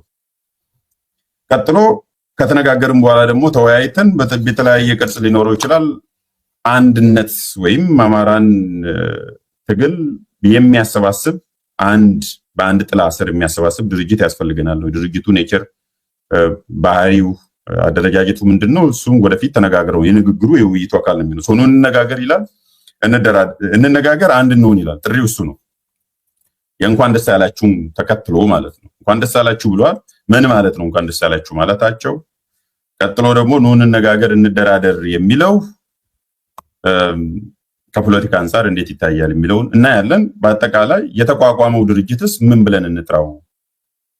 ማን ብዬ ልጥራ ስምህን? አሁን የድርጅቱ አፋብህ ብሏል። እሱ የአማራ ፋኖ ብሔራዊ ኃይል የሚል ነው ድርጅቱ። ስሙ ያ ነው። ግን በአደረጃጀት ደረጃ ምን ቅርጽ ነው ያለው? ይሄስ ቅርጽ የምን ውጤት ነው? ቀጥሎስ ቀሪ ጉዳዮች ብሎ እዚህ አፋሕድ የገለጸው ምንድናቸው ሊሆኑ የሚችሉት የሚለውን ተነጋግረን አበቃለሁ። የአፋሕድ መግለጫ የሚጠበቅ ነው። ለምንድን ነው የሚጠበቅ ያልኩት? በሁለት ምክንያት ነው። አንደኛው ዝምታው በሌላ መልኩ ስለሚተረጎሙበት ነው። ዝም ቢባል ምንድን ነው የሚሆነው? ከፒአር አንጻር ማለት ነው። ይሄ ነው ፒውርሊ ከፖለቲካል ከፒአር ስቲንት አንጻር ይሁን። ዝም ቢል ምን ነበር የሚሆነው? የመጀመሪያው ሁሉም ተረባርቦ ባይዘዌ ሌላው ኒውትራል የሆነ ሰውም ከዚህ በፊት በዚህ በነሱ ክፍፍል በነሱ ፖለቲካ ውስጥ አስተያየት ሰጥቶ የማያውቁሉ ይመጣና ይሄው ከዚህ በፊትም እኮ እነሱ ናቸው ለካስ አንካ የሆኑት አንድነትን የማይፈልጉት ይሄው ጸረ አንድነት የሆኑት አንድነት ሲመጣ የሚያማቸው ምቀኞች ጠላቶች የአማራ ጠላት እንዳውም ሌላ ሳይሆን እነሱ ናቸው የሚለው ትርክት በደንብ ይጠናከር ነበር።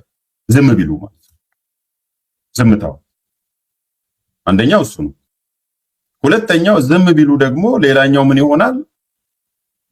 ስለዚህ ከፍቷቸዋል ሌላኛው አንድ ስለሆነ ለቀጣይ ለሚወስዱት እርምጃ ፖለቲካዊም ሌላውም እርምጃ ይዘጋጃሉ ማለት ነው። ዝም ያለው ስለከፋው ነው፣ ቂም ይዞ ነው፣ ቂም አርግዞ ነው የሚል ስለሚመጣ በተለይ ትጥቅ ትግል ላይ አንድ ላይ ሆነ አንዱ ድርጅት የሆነ ነገር ሜጀር የሆነ እንቅስቃሴ ሲያደርግ ለጥሩም ለበጎም ለመጥፎም ሲያደርግ ዝም ስትል ይተረጎማል። የሚተረጎመው ደግሞ ኮንቴክስት ስላለ ነው። ኦልሬዲ ባክግራውንድ ኖሌጅ አላቸው።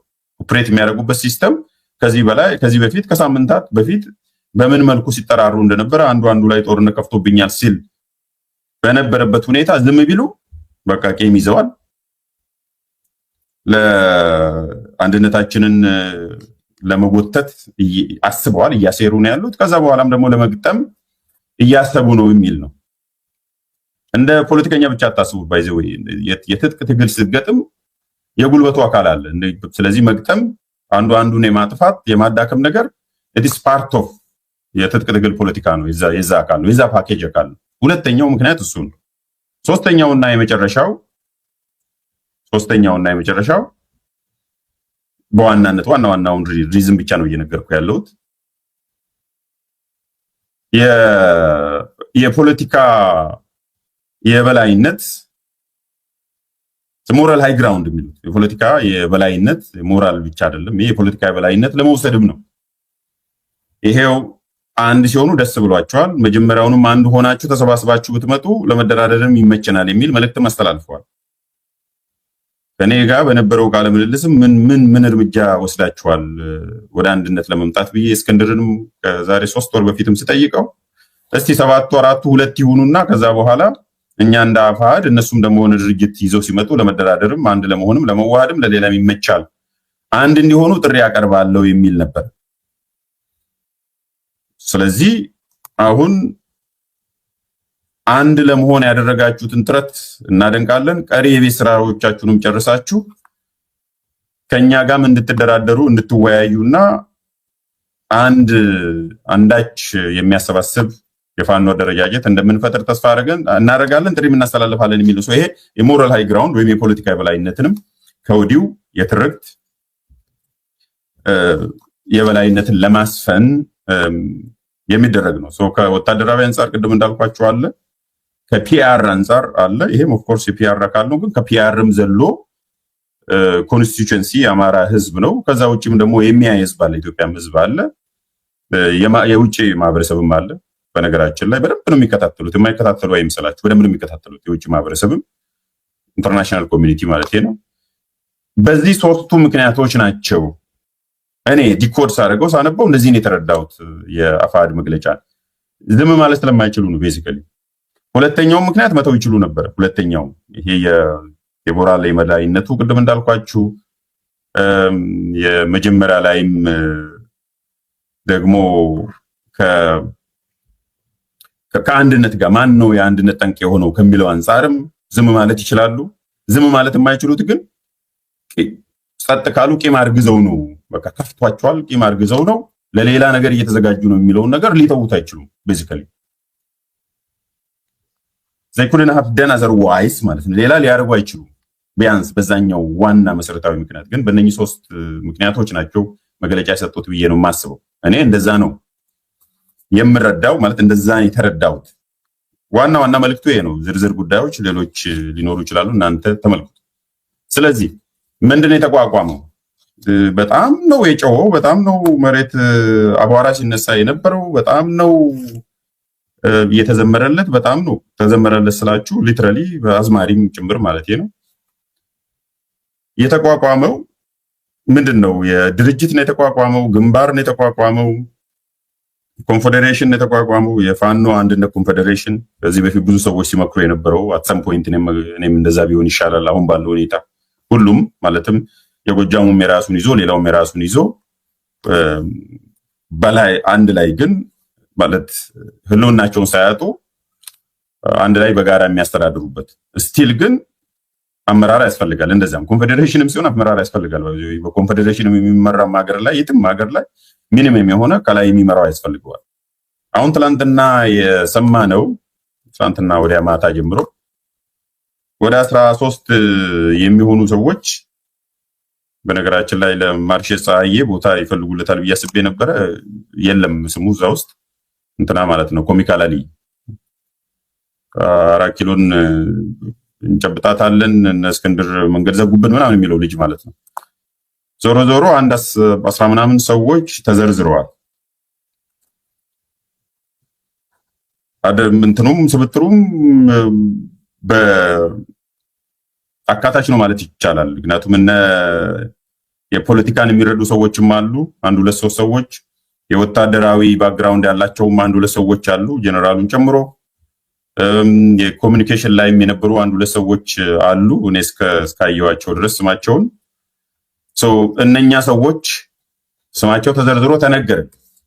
ግን ይሄ ቅርጽ አልባን ድርጅት ምን ብለን እንጥራው? አፋብህ ብሎ ከመጥራት ባሻገር ይሄ ምህጻረ ቃሉ ነው ወይም አማራ ፋኖ ብሔራዊ ኃይል እስክለማመደው ለዛ ነው ደጋግሜ እንትን ብለው እንዳይጠፋብኝ ወይም እንዳይምታታከለ ከአፋድ ጋር።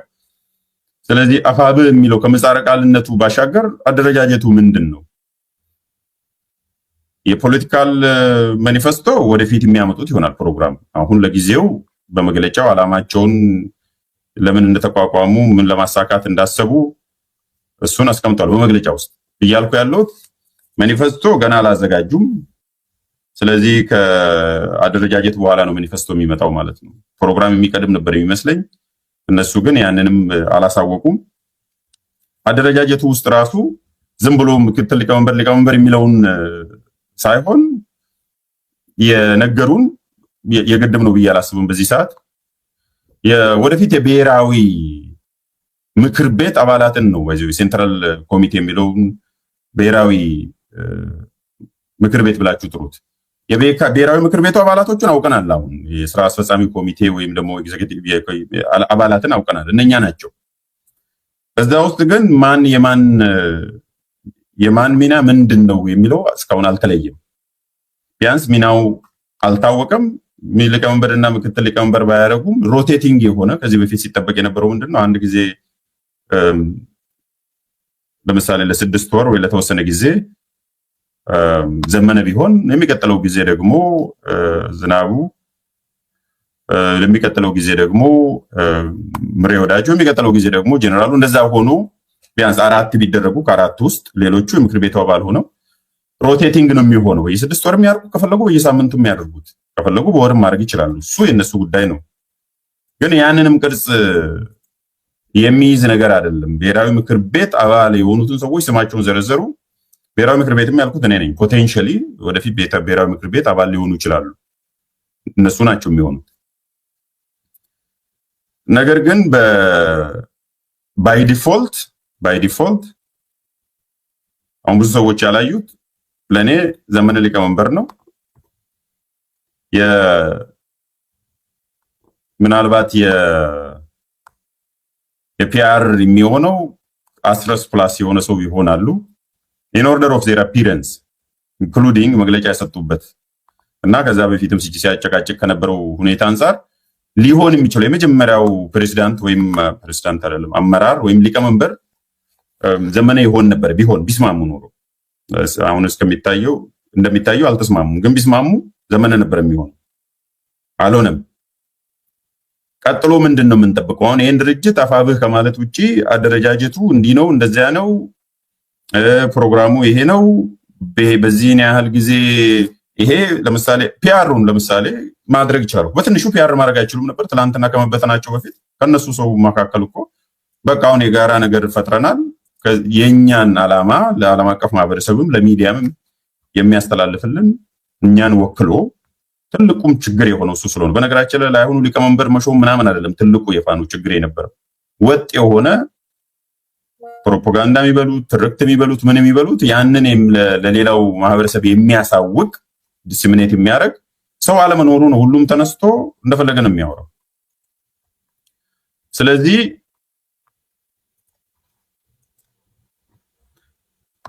ማን ነው ፒአሩ ቢያንስ ራሱ እንትኑ ቃል አቀባዩ ማን ነው? ቃል አቀባይ ቢያንስ ሚኒመም እነኛ የተስማሙ ሰዎች ከኛ መሀል በቃ ከሌ ቃል አቀባይ ይሁን አደረጃጀቱን እስኪጨርስ ድረስ ማለት ይችላል። እና እስካሁን አላወቅኩም። የኔ ኢግኖረንስ ከሆነ ምናልባት ለመማርም ለማወቅም ዝግጁ ነኝ።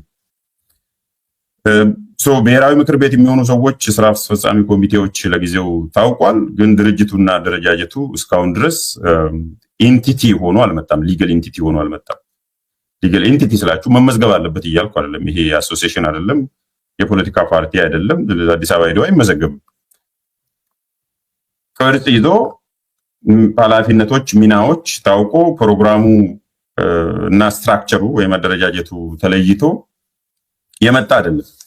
ስለዚህ አፋብህ ለአሁኑ ኢቭን ግንባርም ለማለት አያስደፍርም። ምክንያቱም ግንባር ለመፍጠርም የግንባሩ ስትራክቸር ስለሚያስፈልገው ከዛም ባለፈ ደግሞ ድርጅት እንዳትለው ቅድም እንዳልነው ገና አላለቀም፣ ፊኒሺንግ ይቀረዋል ብዙ ነገር። ስብስብ እንዳትለው ከስብስብም ከፍ ያለ ነው። ምክንያቱም መጀመሪያም ስብስብ ሆኖ በተለያዩ በኩል ነበሩ። ስለዚህ ከስብስብም ትንሽ ከፍ ያለ ነው። ለየብቻቸው ስብስብ ነበሩ መጀመሪያ። ሂደት ላይ ለመመስረት ሂደት ላይ ያለ የግንባር መልክ ኮንፌዴሬሽን ኦፍ ፋኖ ዩኒቲ የሚመስል ነገር ለመስራት መንገድ ጀምረዋል። መሀል መንገድ ላይ ደርሰዋል ብዬ ነው የማስበው እንጂ እንዲህ የተጨበጠ የሆነ ድርጅት ተቋቁሟል ብሎ ለመናገር በጣም አስቸጋሪ ነው የሚሆነው። ኖት ቅድም እንዳልኳችሁ የግድ ይሄ ሊቀመንበር ነው የሁለተኛው ምክትል ሊቀመንበር ነው ምናምን የሚለው አይደለም። እሱ አስፈላጊ ነው፣ ግን በሌላ መልኩም ሊገለጽ ይችላል። በቃ ለምሳሌ 4 ሰዎች እንዲህ ናቸው፣ በየጊዜው ሮቴቲንግ ነው። ወይም ኮሌክቲቭ ሊደርሺፕ 4 ሰዎች በዚህ ጉዳይ ላይ ይወስናሉ። ወይም 2 ሰዎች ቃል አቀባይ ናቸው ማለት ይችላሉ። ምክንያቱም አደረጃጀት መብታቸው ነው። ይህ እንዳልኳችሁ በህግ በዚህ ቴምፕሌት መሰረት አድርጉ ብሎ የሚያስገድድ የለም። ግን ያንንም የሚመስል ነገር እስካሁን ድረስ አልመጣም እና በዛው ኤክስፔክቴሽኑም በዛው ልክ ይሁን። ወደ አንድ እንምጣ ነው አንድ ሁኑ የሚለው ሁለቱም ጥሪ እያቀረበ ነው ያለው። ባይዘወይ ይሄ ምንድነው ድሮ እናቶች ፕሮግራም ላይ ቀርበው ማን ነው መጀመሪያ ፍቅር ጥያቄ ያቀረበው ተብሎ ሲጠየቁ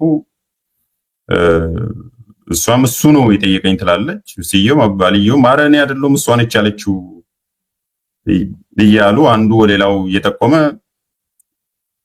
እንትን የሚጨቃጨቁበት አይነት ነገር ነው የሚመስለው። ይሄም ነው እኛ ነው ወደኛ ነውና ወደኛ ውስጥ ግቡ የሚል ስለዚህ ሴንተር ኦፍ ግራቪቲ ሆኖ ማለት ነው ኑና እኛ ጋር ተቀላቀሉ የሚል ጥሪ ያቀርባል። ያኛውም ደግሞ አይ እኔም አቅርብ ያለኩ ኑ ሲል የትኛው ነው አሻሮ የሚሆነው የትኛው ነው ቆሎ የሚሆነው የሚለው ነው። የትኛው ነው ቆሎ ሆኖ ወደ አሻሮ የሚጠጋው? ጥሪዎች ሁሉ እንደዛ ናቸው። እኛ አሁን ተቋቁመናል፣ ድርጅት ሆነናል፣ እናንተ ናቸው የቀራችሁት ወደኛ ኑ የሚል ነው ሌላውም ደግሞ አይ እኛ ቀርበን ድርጅት ሆነናል ወደኛ ልትመጡ የምትችሉት እናንተ ናችሁ የሚል ጥሪዎች አሉ። ከዛ በዘለለ ግን መሆን የሚችለው ራሱን የቻለ ድርጅት ሆኖ ወደፊት ቢቻል ተዋህዶ ካልሆነም በሌላ መልኩ የሚያደርጉት ነው የሚሆነው። እሱ ለነሱ ነው የምንተውላቸው። ለአሁኑ ግን የድርጅት ቅርጽ ይዞ በዚህ ነው ተብሎ የሚጠራ ነገር ላይ አልደረስምና በዛው ልክ ብንረዳ ጥሩ ነው። እኔ በዛ መልኩ ነው የምረዳው ለማለት ያህል ነው። ወደሚቀጥለው እና የመጨረሻው ርዕሰ ጉዳይ እንሻገራለን። ስለመጣችሁ ደስ ብሎናል። አልተናደድኩም ወንድሜ። ለምን ነው የምናደደው? ምን ተመልክቶኝ ነው የምናደደው? አናሊሲስ ነው የምሰጠው። ስለዚህ ምን የሚያናድደኝ ነገር አለ? እኔ ሊቀመንበር አልነበርኩ፣ ምክትል አልነበርኩ፣ ጸሐፊ አልነበርኩ፣ ወይም ነፃ ያወጡኛል ብዬ አልወከልኩ፣ አላጨበጨብኩ። ምን የሚያናድደኝ ነገር አለ? እንደውም እርስ በርስ ከሚገዳደሉ ከሚወነጃጀሉ ወደ አንድ ቢመጡ ደስ ይላል። ለማንም ሰው ይዘው እንኳን ለአገር ውስጥ ላለው ለኢትዮጵያ አይደለም ለሌላውም ማህበረሰብ ዲፕሎማቲክ ኮሚኒቲ ራሱ እኮ አንድ ሆኑ ብሎ የሚጨቀጨቀው ከራሱ ኢንተረስት አንጻር ነው። ስለዚህ ለአንድ ህዝብ እየታገሉ አንድ አካባቢ ላይ እየታገሉ በሪዮት ዓለምም ያን ያህል የሚያለያይ ነገር ሳይኖር አንዱ አንዱን እየወነጀለ አንዱ አንዱን እያሳደደ የጎንዮሽ እርስ በርስ ጦርነት ውስጥ እስከ መግባት እና ከዛም ደግሞ የህዝብን መከራ ማራዘምን በሆነ መልኩ ቢቀንሱና ህዝቡም ደግሞ በሆነ ልክ ቢደሰትና ተስፋ ቢያደርግ ሊያስደስት ይችላል እንጂ ምን የሚያናድድ ነገር አለ? ምን አሁን የሚቀናበት ነገር አለ እንዴ? ምንም የሚቀናበት የለም። በነገራችን ላይ ኢትዮጵያ ፖለቲካ ላይ አይቀናም። ምን የሚያስቀናል? ኢትዮጵያ ፖለቲካ ያስቀናል? ኢትዮጵያ ፖለቲካ ቢቻል ኖሮ እኮ በጸሎትም በምናምንም ጥለኸው የምትሄደው ወይም የምሸሸው እንጂ እንዲህ ቀንተ እንዲህ ተወስዶብኝ እንዲህ ተደርጎ ምናምን የሚባል አይደለም። አንደኛ ፖለቲካም አይደለም ይሄ፣ ነፃ ትግል ነው። የነፃነትም አይደለም ነፃ ትግል። የነፃ ትግል ዘመን ላይ ነው ያለነው። እነ ዘመነን ይዘን ፖለቲካውን ወደ ዘመነ መሳፍንት እየወሰድን ከዘመነ ካሴ ጋር ወደ ዘመነ መሳፍንት ጉዞ የምንልበት ዘመን ላይ ሆነን ትንሽ ተሻሽለው ደግሞ ወደ ድርጅት ሲመጡ እሰየው ተብሎ የሚበረታታ እንጂ ምን የሚያናድድ ምን የሚያስቆጭ ምን የሚያንገበግብ ነገር አለ? እና አይዞ ምንም የሚያናድድ ነገር የለም። እንኳን ይሄ አይደለም አጠቃላይ ኢትዮጵያ ፖለቲካም የሚያጓጓም የሚያናድድም ሊያበሳጭ ይችላል፣ ግን የሚያናድድ እና የሚያጓጓ ነገር የለውም። ወደ መጨረሻው ህወሓት አስጠንቅቃለች፣ ዋ ብላለች። እስቲ ደግሞ እሱ ላይ የተወሰኑ አስተያየት ሰጥተን በዛ የምንጨርስ ይሆናል። ከኛ ጋር ስለቆያችሁ ደስ ብሎናል። እሺ፣ እናመሰግናለን። አስጠነቅቃለች ህወሓት። ከዚህ በፊት እንዳልኳችሁ ህወሓት በሴት ጾታ የምገልጸው ለአጠራር እንዲመቸኝ ነው። እሱን እንድትረዱ ለዛ ነው አስጠንቅቃለች የምለው። ማስጠንቀቂያው ያው የምታውቁት ነው። በተከታታይ መግለጫ ቢያንስ ህወሓት በሳምንት 2 ቀን መግለጫ ታወጣለች። ስለዚህ ምንም አዲስ ተአምር ነገር የለውም። ላለፉት ብዙ ወራትም የሚገልጸው የሚያወጣቸው መግለጫዎች አሉ። ምናልባት እንደ አዲስ ሲታይ የሚችለው አንድ ሁለት ነገር ነው። አንደኛው ያልነበረ ድርጅት ልትሰርዙ አትችሉም፣ ስለዚህ ህልውና አልሰጣችሁንም፣ ጊዜያዊ ሰርቲፊኬትም ቢሆን ከፈለጋችሁ ውሰዱ፣ እኛ እሱንም አልጠየቅንም፣ እሱም አያሳስበንም፣ ሲጀመር ህልውናችን በእናንተ ላይ የተመሰረተ አይደለም ምርጫ ቦርድ ላይ የሚል ነው። አዲስ መጨረሻዋን ቡሌት የኒውክለር ኦፕሽን የሄዱት እሱን ነው ምናልባት እንደ አዲስ ሊታይ የሚችለው። ከዛ ውጭ ግን ማስጠንቀቁ ማስፈራራቱ ስንት ዘመን የቆየው 50 ዓመት የሞላኝ ትላንትም ደግሞታል። ከእናንተ በፊት የተወለድኩ እድሜ ጠገብ የሆንኩኝ ማንም ሊረዳኝም ማንም ሊያፈርሰኝም አይችልም የሚለው ከዚህ በፊት የሚያደርገው ነው። ይልቁንስ ህወሓት እዚህ እብሪት ውስጥ እየወደቀም እየተንደፋደፈም ችግር እየገጠመው እብሪቱ የማይለቀው በአጠቃላይ የፖለቲካው አይደንቲቲ የህወሓት ፖለቲካ አይደንቲቲ አለና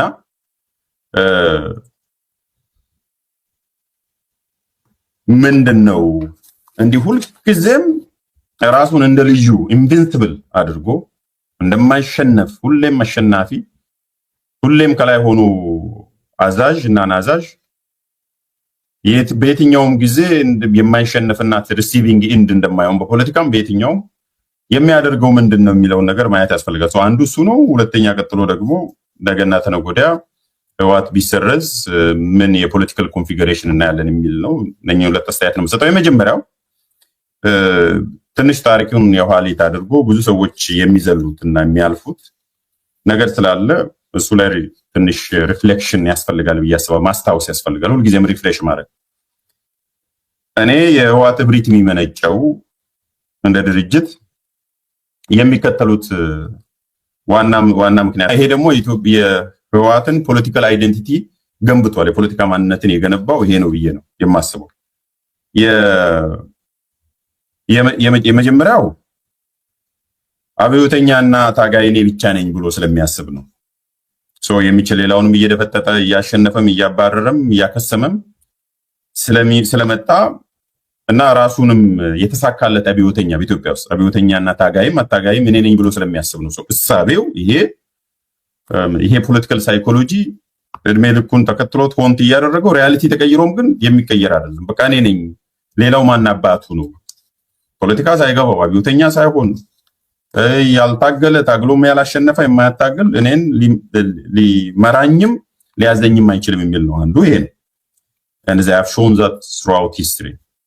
ከዚህ የሚመነጨው አንዱ የዚህኛው ተቀጽላ የሚሆነው መደራደር አያውቅም። ተደራድሮ ሰጥቶ እስቲ 5 ወንበር ውሰድ አንተ፣ እኛ ደግሞ የተረፈው ይበቃናል፣ ባይ በዚህ መልኩ ፖለቲካውን በድርድር እንጨርስና እንፍታው፣ አይ ከኔ ይቅር እስቲ የተወሰነ ደግሞ ኮንሲድ ላድርግ የሚለው ነገር የኮንሴሽን ፖለቲካ ሌላውንም አሁን እስካሁን ድረስ ያለውንም የብልጽግና ስብስብንም ሌሎቹንም በየቦታው አሁን ቅድም ያወራናቸው በየጫካ ያሉትንም ጨምሮ 4 ኪሎም ጫካም ያሉትን የፖለቲካ ባህላቸውን የቀረጸው ያው የነሱ ፍሬዎችም ስለሆኑ በዚህ ልክ ነው። ድርድር የሚባል ነገር ተደራድሮ ሰጥቶ ከራሱ አሳንሶ እየተደራደረበት ሰጥቶ የተቀበለበት ዘመንም ስለሌለ ነው የዚህ እኔ ብቻ ነኝ አብዮተኛ እኔ ብቻ ነኝ ታጋይና ታጋይ የሚለው እና ከጊዜ ወደ ጊዜም ይናገራል። 50 ዓመት ነኝም የሚለው ይሄ ነው። ታግለን በደም ያመጣ ነው የሚለውም ይሄ ነው። ብቸኛው የትግራይ ህዝብ ብቸኛ ጋሻና መከታም እሱ ብቻ እንደሆነ ነፃ አውጪም እሱ እንደሆነ ስለሚያስብ ነው። አንደኛው ይሄ ነው። ሁለተኛው ያልተቋረጠ ቅይጥ ማንነት ይዟል እንደ ድርጅት። ምናልባት ይሄን ብዙ ሰው ኦብዘርቭ ያደረገ አይመስለኝም፣ በደንብ ያየ አይመስለኝም። ሰው ከጫካ ጀምሮ ፓርቲም ነው፣ ነፃ አውጪም ነው፣ ባለ ጦርም ነው፣ ባለ ወታደርም ነው። ይሄ የሆነ ጊዜ ላይ መቋረጥ ነበረበት። ለምሳሌ ከ83 ዓመት በኋላ በሽግግር ጊዜ መቋረጥ ነበረበት። ይሄ ማለትም ማለት ነው ህወሓት እንደ አዲስ እንደ የትኛውም ፓርቲ ተደራጅቶ ተቆጥሮ 1 2 3 ተብሎ ሀብቱም ተቆጥሮ አባላቶችም ተቆጥረው መመዝገብ ነበረበት። እንደ አዲስ ፍሬሽ ስታርት መሆን ነበረበት። አልተደረገም። ከዛ ሁሉ ደግሞ ትልቁ የሆነው ወታደሩን ይዞ ሌሎቹ ናቸው ወደዛ የተጠጉት እንጂ የህወሓትም የሌሎቹን ፈርሰው እንደ አዲስ የኢትዮጵያ ኃይል ወይም የሀገር መከላከያ አልተደራጀም አንድም ጊዜ። ስለዚህ አይደንቲቲው እንደዚህ ተቋርጦ አያውቅም እስከ ቅርብ ጊዜ ድረስ። ስለዚህ 83 ላይ ሲመጣ ምን ያደረገው ሌሎቹን አባረረ። ስለዚህ ኦነግ ወጣ። እነ ብአዴንና ኦፒዲዮም ጥቃቅን 100 ሰዎች የማይሞሉ ሰዎች ነበሩ። ህወሓት ሙሉ ጦሩን ይዞ ከዛ ውስጥ በየጊዜው በሚመለመል ከትግራይም ከሌላውም እየተጨመረ ነው ሄደው። ስለዚህ ሀገር መከላከያ ሳያደርጉ የህወሓት ወታደርን ይዘው ወታደሩ ላይ ሌሎቹን እየጨመሩ ነው ሄደው። ስለዚህ ፓርቲም ሆኖ ወታደር ነበረው። ቤዚካሊ ኢህአዴግ ሆኖም የራሱ ወታደር ነበረው፣ ጦር ነበረው የሚያስፈራራበት የሚያዝበት። ዲስኮንቲኒቲ መምጣት ነበረበት። በሆነ ሰዓት ላይ ሊመጣ አልቻለም። በምርጫ ቦርድም ታዞ አያውቅም፣ ሲያዝ እንጂ ታዞ አያውቅም። ስለዚህ ከስልጣንም ከሄደ በኋላ ሽሪንክ እያደረገ ፖለቲካል ስፔሱም ተሰሚነቱም ሽሪንክ እያደረገ ፖለቲካል ያው የሴኩሪቲ እንደተጠበቀ ሆኖ በፖለቲካ ሽሪንክ እያደረገ ሲሄድም ያንን መቀበል አልቻለም። ስለዚህ ያ ከበረሃ ጀምሮ እኔ ታጋይና ታጋይ ነኝ፣ እኔ ፓርቲም ነኝ፣ ነፃ አውጪም ነኝ፣ ድርጅትም ነኝ ሲል የነበረው እስከ መጨረሻው ድረስ ስለዘለቀ ነው። አንድ ጊዜ ላይ ተቋርጦ ወይም በምርጫም የሆነ ነገር ኮንሲድ አድርጎ ለምሳሌ ተቃዋሚዎች የተወሰነ አግኝተው ኢህአዴግ እንደ ፓርቲ ቢቀጥል ወይም የሆነ ቦታ ላይ ሪፎርም ቢኖር ኖሮ በመሃል ላይ ያውቀው ነበረ ጣዕሙ ስሜቱ ምን እንደሆነ። እሱን አልተረዳም። ሁለተኛው ምክንያት እሱ ነው። ሶስተኛ ተቋማትን ሁልጊዜም ራሱ እንደፈለገ ስለሚያቋቁም ስለሚያደራጅ ተቋማትን ማዘዝ እንጂ ለተቋማት ታዞ አያውቅም። የሆነ ስፔሲፊክ ተቋም ህወሓትን አዞ ቅድም እንዳልኩ ከምዝገባ ጀምሮ በተቋማት ውሳኔና ትዕዛዝ ተገዝቶ አያውቅም በህይወቱ። ስለዚህ ተገዝቶ ሳያው እየናቃቸው ነው 50 ዓመት የቆየሁት ትላንትና ያቋቋምኩት ተቋም እንደ ተቋም ምርጫ ቦርድ ምንም ሌሎችንም እኔን ሊያዘኝ አይችልም።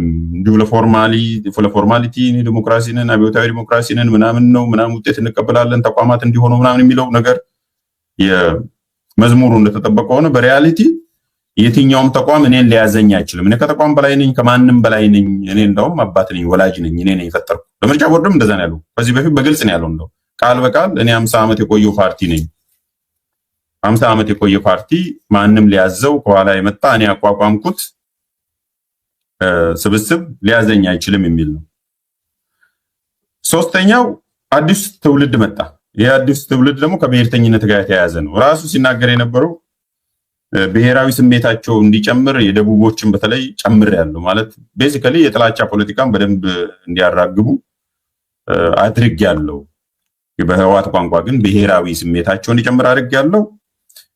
እሱኑ ቋንቋ እንውሰድ ግድ የለም። ብሔራዊ ስሜት ጨመረ ወይም ናሽናል ኮንሽስነስ ጨመረ ማለት ነው ትርጉሙ። ጥቅሙን ያስከብራል። ስትበዘብዘው ከቆየ ማን ሲበዘብዘው እንደነበረ፣ ለምን እንደተበዘበዘ፣ በየትኞቹ መዋቅር ሲበዘበዘ እንደነበረ ይገባዋል። እያደገ ግራጁዌት እያደረገ ይመጣል። አንተ ጡጦ እያጠባ በግድም ይፈጠርካል። ለምሳሌ እንደ አማራ ብሔርተኞች ኧረ ተውኝ ሲል በግድ እየሄደ መሆን አለብኝ ብሔርተኛ ካልሆንክማ ምን ዋጋ አለው? ሰውን ሰው ያደረገው ብሔርተኝነት ነው፣ ብሔርን ብሔር ያደረገው ብሔርተኝነት ነው ብሎ በግድ አድርጎ ምንም የሚሆነው ውጤቱ ዝም ብሎ ቁጭ አይደለም፣ መልሶ ይበላሃል። ብሔርተኝነት የሌላው ተገዳዳሪ ብሔርተኝነት ከፍ እያለ ሲሄድ ዝም ብሎ ሽሩሩ ብሎ እኮ አይደለም፣ አቅፎ አይስምም። ቂምና በቀል አንተ እንደምታደርገው ሁሉ ቂምና በቀል ይዞ ነው የሚያደርገው።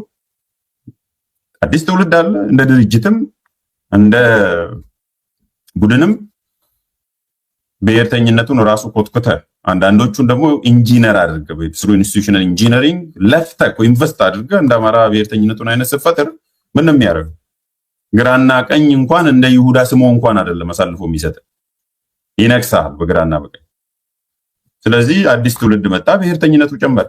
እዛ ውስጥ ደግሞ ተጠያቂው ከሁሉም በላይ በሂደት እንኳን ወደ ናሽናል ኢንቲግሬሽን ማምጣት ሲገባው ብሔርተኝነትን በጣም ቆስቁሶ እንዳውም በጣም ዘገያችሁ፣ በጣም ሰነፋችሁ እንደምን ነው ብሎ ብሔርተኝነቱን በደንብ አድርጎ እንደ አትክልት እየኮተኮተ ውሃ እያጠጣ ጡጦ እያጠባ አሳደገ። ዘንድ ምንድነው ውጤቱ የሚሆነው? መልሶ ይበላል። ስለዚህ ይሄንን አለመረዳቱ ነው ከጦርነቱ በፊትም ከለውጥ ተብዬው በፊትም ከዛ በኋላም ያልተረዳው ነገር ቢሆን ይሄ ነው። አዲስ ፖለቲካ አስተላለፍ መጣ፣ ብሔርተኝነት በደንብ አድርጎ አቆጠቆጠ።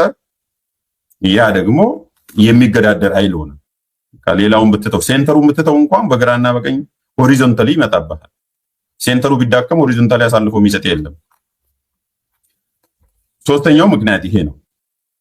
ሶስተኛው ይሄ አዲስ ትውልድ አራተኛው አዲስ ትውልድ መምጣቱን በአንድ በኩል ራሱ ሲያደራጅ ቆይቶ ራሱ ሲያሳድግ ቆይቶ በሌላ መልኩ ግን እነኚህ በእኔ ልክ ሊሆኑ አይችሉም የሚለው ማለት ነው። ምንም ያህል ብሔርተኛ ቢሆኑ ምንም ያህል ቢደራጁ እኔን ሊነቃንቁ አይችሉም፣ ጥርሴ ሊነቃነቅ አይችልም የሚለው ነገር አልገባውም። ግን ከዛ ሂደትም አልፎ ሁሉም ብሔርተኛ ሆኖ መጨረሻ ላይ የሰልፍ ዲተርሚኔሽን በጣም ኦቨርሂት ሲሆን በደንብ ኦቨርሂት ስታደርገው ሰልፍ ዲስትራክሽን እንደሆነ አልገባው። ስለዚህ መልሶ እየበላው እንዳለ አዲስ ትውልድና የፖለቲካ አስተላለፍ መኖሩን አለመረዳቱ ነው። የመጨረሻውና ትልቁ ነገር ከጦርነት በኋላ ራሱን ያልገመገመ ባለመሆኑ ነው። 50-40 ቀን ቆይቶ ብዙ ሰዎች ሲጠብቁ ነበር። ህወሓት የጦርነቱ መነሻ የጦርነቱ ሂደትና ውጤት ምንድን ነው ብሎ በደንብ አድርጎ ይገመግማል ተብሎ ነበር። ስለዚህ ሲገመግም ምንድን ነው የሚሆነው ውጤቱ? ሀምብል ይሆናል። ጦርነት ሀምብሊንግ ኢፌክት አለው፣ ሀምብል ያደርጋል። በዛ ውስጥ የከፈልከው ዋጋ ወዳጅ ማን እንደነበረ፣ ጠላት ማን እንደሆነ፣ ምን ስህተት እንደሰራ፣ ምን ዋጋ እንደከፈልክ፣ ቀጥሎ ያለው ሁኔታ ደግሞ ምን እንደሆነ፣ አሁን ያለበት ፖለቲካዊ አየር ምን እንደሚመስል ያን ሁሉ በጥልቅ ይገመግማል ተብሎ ተጠብቆ ነበረ። አፍተር ኦል ከዛ ሁሉ በኋላ አላደረገም። ስለዚህ እብሪቱ ሊተነፍስ አልቻለም። ቢሆን ኖሮማ ኢንትሮስፔክሽን ይኖራል። ለሰው እንኳን ባይናገር ለራሱ እንደ ድርጅት ያን ሁሉ አድርጎ የተለያዩ ፋክተሮችን አውጥቶ ሎፌር ለምሳሌ እንዴት ነው ስልጣን ላይ የነበረው አገዛዝ ህግን ተጠቅሞ ህግን ራሱ እንደ አንድ ጦርነት መንገድ እንዴት ተጠቀመ የሚለውን ራሱ በደንብ ገምግሞ በተደጋጋሚ ጎል ከሚገባበት ኦን ጎል ነው ሲያስገባ የነበረው አብዛኛውን ጊዜ ኦን ጎል ያስገባል። ከዛ ደግሞ ከቆየ በኋላ ብንን ይልና እንደዚህ ያላልኩም አሻፈረኝ፣ ልቀቁኝ፣ ያዙኝ ምናምን ይላል ከደማ ከተንደፋደፈ በኋላ እና አብዛኞቹ አሁን ህወሓት ላይ ሲገቡ የነበሩ ፖለቲካዊ ጎሎች ድርሻ ይወሰድ ቢባል ኦን ጎል ናቸው። ማለትም ራስ ላይ ማስቆጠር ማለት ነው። ራስ ላይ ሲያስቆጥር ነው የቆየው እና ከዛ ደግሞ ቆይቶ ሲባንን የተለመደው ማስፈራሪያ እኔም እኮ 50 ዓመት ነኝ፣ እኔ ጤነኛ ነኝ፣ በቃ ምንም አልወደኩም፣ አላመመኝም፣ ችግር የለብኝም፣ አሁንም አም ዘ ማይቲ ዘ ኢንቪንሲብል እያለ ነው የሚያወራው።